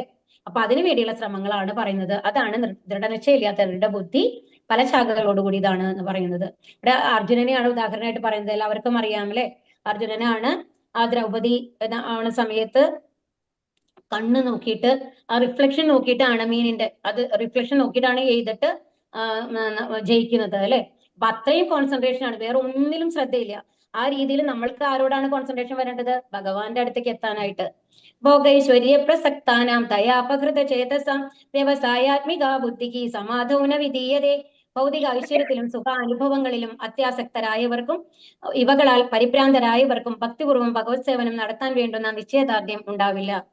അപ്പൊ എന്താണ്, നമ്മൾ ഈ ഭൗതിക കാര്യങ്ങൾ മുഴുകി പോകുന്ന ആൾക്കാർക്ക് എന്താണ്, ഭഗവത് സേവനം ചെയ്യാനുള്ള ബോധം വരില്ല. നമുക്ക് എവിടെയാ സമയമില്ല. രാവിലെ ഞാൻ എണീക്കുന്നു, ഞാൻ കുക്ക് ചെയ്യുന്നു, എനിക്ക് ജോലിക്ക് പോകണം, അത് കഴിയുമ്പോഴേക്കും കുട്ടികളുടെ പഠിപ്പ് നോക്കണം, അവർക്കുള്ള ഭക്ഷണം പാകം ചെയ്യണം, അത് കഴിയുമ്പോഴേക്കും എനിക്ക് വയ്യാണ്ടായി ഞാൻ ഉറങ്ങണം. ഈ ഒരു അവസ്ഥയിലാണ് നമ്മളുടെ ഈ ആധുനിക ലോകം പോകുന്നത്. അല്ലെങ്കിൽ കുറച്ച് റിലാക്സേഷൻ വേണമെങ്കിൽ കുറച്ച് നേരം ഇരുന്ന് യൂട്യൂബ് വീഡിയോ കാണണം, ഏതെങ്കിലും റീൽസ് കാണണം, അല്ലെങ്കിൽ ഒരു TV ഷോ കാണണം. അങ്ങനെയല്ലേ നമ്മൾ വിചാരിക്കുക. ഭഗവാന് വേണ്ടി ചിന്തിക്കാൻ നമ്മൾക്ക് സമയമുണ്ടോ? അതാണ് ഇവിടെ പറയുന്നത്. ധ്യായതോ വിഷയാൻ പുംസക സംഘസ്തേഷു ഭജായതേ സംഘ സഞ്ജായതേ കാമക കാമാത് ക്രോധോഭിജായതേ. ഇന്ദ്രിയ വിഷയങ്ങളെ കുറിച്ച് ചിന്തിച്ചു കൊണ്ടിരിക്കുന്നവർക്ക് അവയിൽ ആസക്തി ഉണ്ടാകുന്നു. ആസക്തിയിൽ നിന്ന് കാമവും അതിൽ നിന്ന് ക്രോധവും ഉളവാകുന്നു. അപ്പൊ ഇവിടെ എന്താ പറയുന്നത്? നമ്മൾക്ക് എപ്പോഴും ഈ ആഗ്രഹങ്ങൾ കൂടിയിട്ടാ വരിക. നമ്മൾക്ക് എന്തെങ്കിലും ഒരു ആഗ്രഹം ആദ്യം നമ്മൾ വിചാരിക്കുകയാണ്, ഒരു സാധാരണ ഒരു മിഡിൽ ക്ലാസ് ഫാമിലിയാണ്, ആദ്യം ഒരു നല്ല ജോലി കിട്ടണം എന്നായിരുന്നു വിചാരിച്ചു. ആദ്യം ഒരു നല്ല ജോലി കിട്ടി. അത് കഴിയുമ്പോൾ എന്തായി ആഗ്രഹം? അത് കഴിഞ്ഞാൽ നല്ലൊരു ഫാമിലി, നല്ലൊരു വീട്ടിൽ നിന്നുള്ള ഒരു പെൺകുട്ടിയെ കല്യാണം കഴിക്കണം, അല്ലെങ്കിൽ ഒരു പുരുഷനെ കല്യാണം കഴിക്കണം എന്നൊക്കെ നമ്മൾ വിചാരിച്ചു. അങ്ങനെ നമ്മൾ സെറ്റിലായി. അത് കഴിയുമ്പോൾ കുട്ടികളുടെ ഇതായി. അത് കഴിഞ്ഞാൽ അവരെ പഠിപ്പായി, നല്ല സ്കൂളിൽ അവരെ പഠിപ്പിക്കണം എന്നുള്ളതൊക്കെ. അപ്പൊ ഇങ്ങനത്തെ ചിന്തകളാണ്. അപ്പൊ ഒന്ന് കഴിഞ്ഞാൽ നമ്മുടെ അടുത്ത ടാർഗറ്റ് വന്നു അല്ലെ? അങ്ങനെയല്ലേ ശരിക്കും? എപ്പോഴെങ്കിലും നമ്മുടെ ആഗ്രഹങ്ങൾ തീരുന്നുണ്ടോ? ആർക്കെങ്കിലും ആഗ്രഹം തീർന്നിട്ടുണ്ടോ ഇവിടെ? ഹരേ കൃഷ്ണ. ഇപ്പൊ 2 കൊല്ലത്തിൽ എന്തെങ്കിലും സാധിക്കണം ഒരു ലക്ഷ്യം വെക്കാത്ത ആരെങ്കിലും ഇവിടെ ഉണ്ടോ?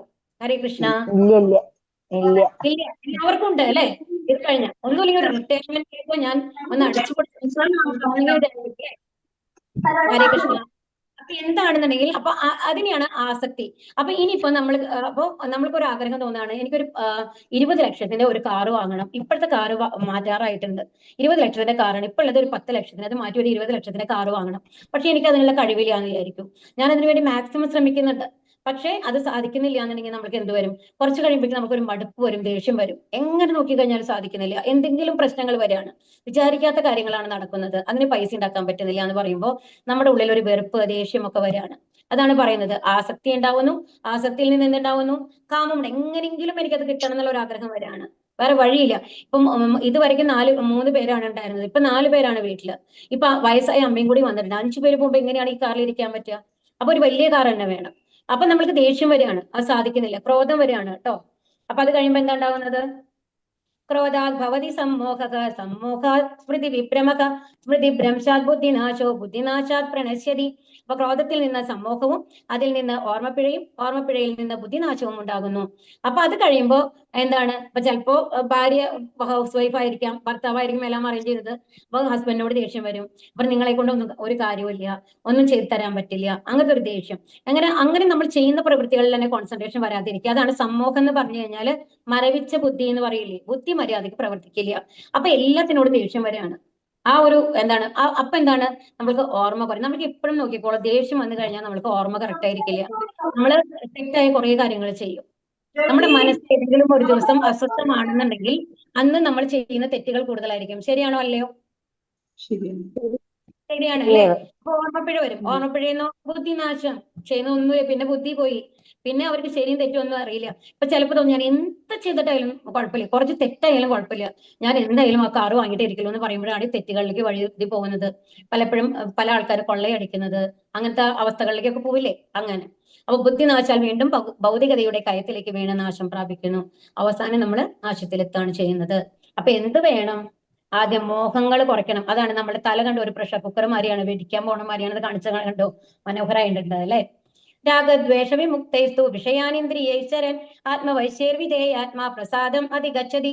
രാഗദ്വേഷങ്ങളിൽ നിന്ന് വിമുക്തനായി സ്വാതന്ത്ര്യത്തിന് വേണ്ടിയുള്ള നിബന്ധനകൾ വഴി ഇന്ദ്രിയങ്ങളെ നിയന്ത്രിക്കുന്ന ഒരു വ്യക്തിക്ക് ഭഗവാന്റെ പൂർണ്ണ കാരുണ്യം ലഭിക്കും. അപ്പൊ അതിന് എന്ത് വേണം? നമ്മൾക്ക് നമ്മളുടെ മനസ്സിനെ നിയന്ത്രിക്കാൻ സാധിക്കണം. മനസ്സിനെ നിയന്ത്രിക്കാൻ സാധിച്ചു കഴിഞ്ഞാൽ ആഗ്രഹങ്ങൾ കുറയ്ക്കണം. പറയും എനിക്ക് ഇപ്പൊ നമ്മൾ വിചാരിക്കണം, ഓക്കെ ഇപ്പൊ 15 ലക്ഷത്തിന്റെ കാർ, 10 ലക്ഷത്തിന്റെ കാർ ഉണ്ടെങ്കിൽ ഓക്കെ ഒരു കാർ ഉണ്ടല്ലോ നമ്മൾക്ക്, അപ്പൊ അതൊക്കെ നമ്മൾക്ക് സാധിക്കും. നമ്മൾ ഭഗവാനെ വിശ്വസിക്കുക, നമ്മുടെ പണികൾ കറക്റ്റ് ആയിട്ട് ചെയ്തുകൊണ്ടിരിക്കുക. അതിന് സമയമാകുമ്പോൾ നമ്മൾക്ക് യോഗ്യതയുണ്ടെങ്കിൽ തീർച്ചയായിട്ടും നമ്മൾക്ക് അത് കിട്ടും എന്നുള്ള ഒരു വിശ്വാസത്തോട് കൂടിയിട്ട് നമ്മൾക്ക് ഇന്ദ്രിയങ്ങളെ നിയന്ത്രിക്കാനായിട്ട് നമുക്ക് സാധിക്കണം.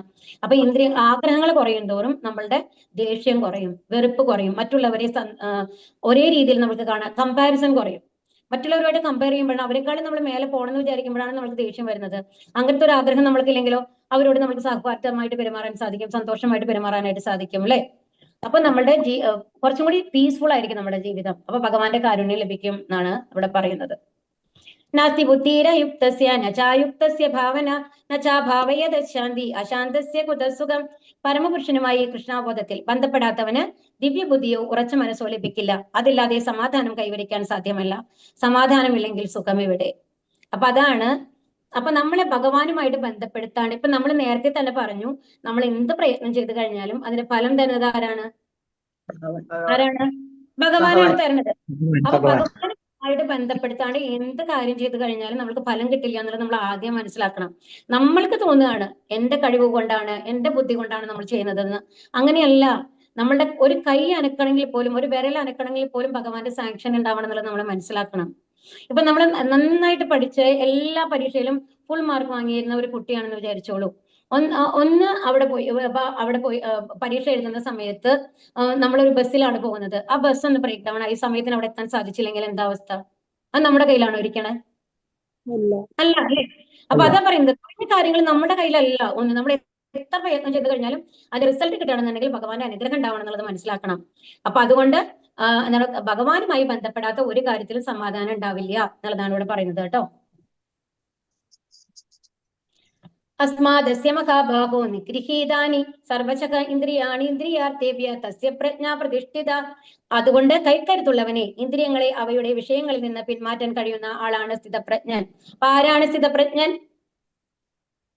ഇന്ദ്രിയങ്ങളെ അവയുടെ വിഷയങ്ങളിൽ നിന്ന് പിന്മാറ്റാൻ കഴിയുന്ന ഒരാളാണ് സ്ഥിതപ്രജ്ഞൻ എന്ന് പറയുന്നത്. അപ്പൊ നമ്മൾക്ക് നമ്മൾ സ്വയം കൺട്രോള്. അതായത് ഒരു ആമ എന്താ ചെയ്യുക?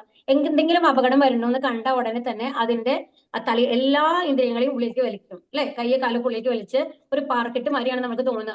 അവിടെ അതിനെടുത്ത് വലിച്ചെറിഞ്ഞാലും കൂടി അത് പുറത്തേക്ക് വരില്ല, അതിന്റെ തലയൊന്നും പുറത്തേക്ക് വരില്ല. അപ്പൊ അതുപോലെ ഉണ്ടാവണം നമ്മൾ എന്നാണ് പറയുന്നത്. ആവശ്യത്തിന് മാത്രം നമ്മൾ ആഗ്രഹിക്കണം, അതിനനുസരിച്ച് വേണ്ടി മാത്രം പ്രയത്നിക്കണം. അമിതമായ ആഗ്രഹങ്ങൾ നമ്മൾക്ക് ഉണ്ടാവരുത്. അമിതമായ ആഗ്രഹങ്ങൾ വരുമ്പോഴാണ് അത് ദേഷ്യത്തിലേക്കും മറ്റുള്ള കാര്യങ്ങൾക്കും ബുദ്ധിനാശത്തിലേക്കും ഒക്കെ വഴിവെക്കുന്നത്. അപ്പൊ അങ്ങനെ ചെയ്യാൻ കഴിവുള്ള ഒരാളാണ് ആര്?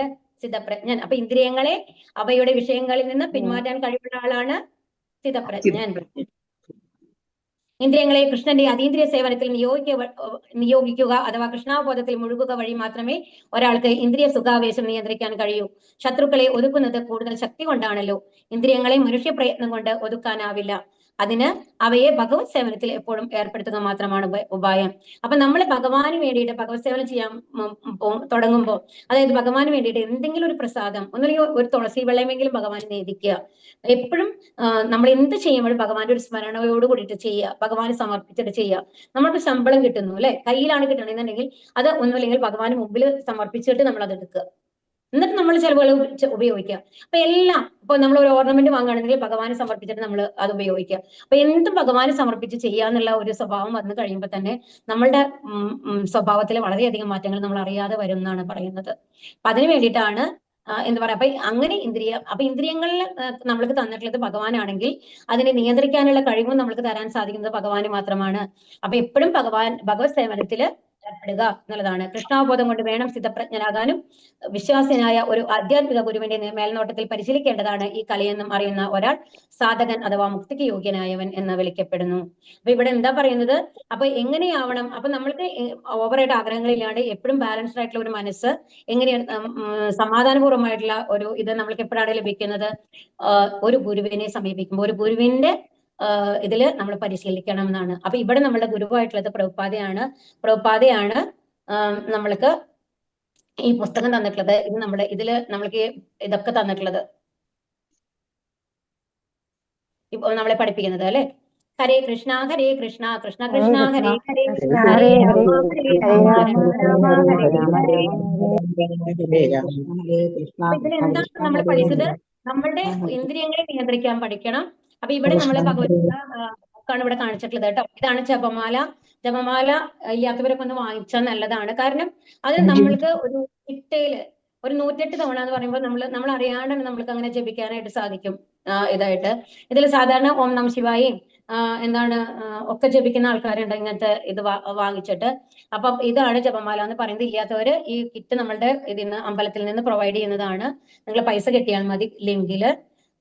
അപ്പൊ ആർക്കെങ്കിലും വേണമെന്നുണ്ടെങ്കിൽ പറയണം കേട്ടോ. ഹരേ കൃഷ്ണ. പഞ്ചാകൽപതരൂപേശ്ച കൃപാസിന്ധുഭ്യശ്ച ഞാൻ പഠിക്കുന്ന ഭാവനഭ്യം വൈഷ്ണവഭ്യം ഹരേ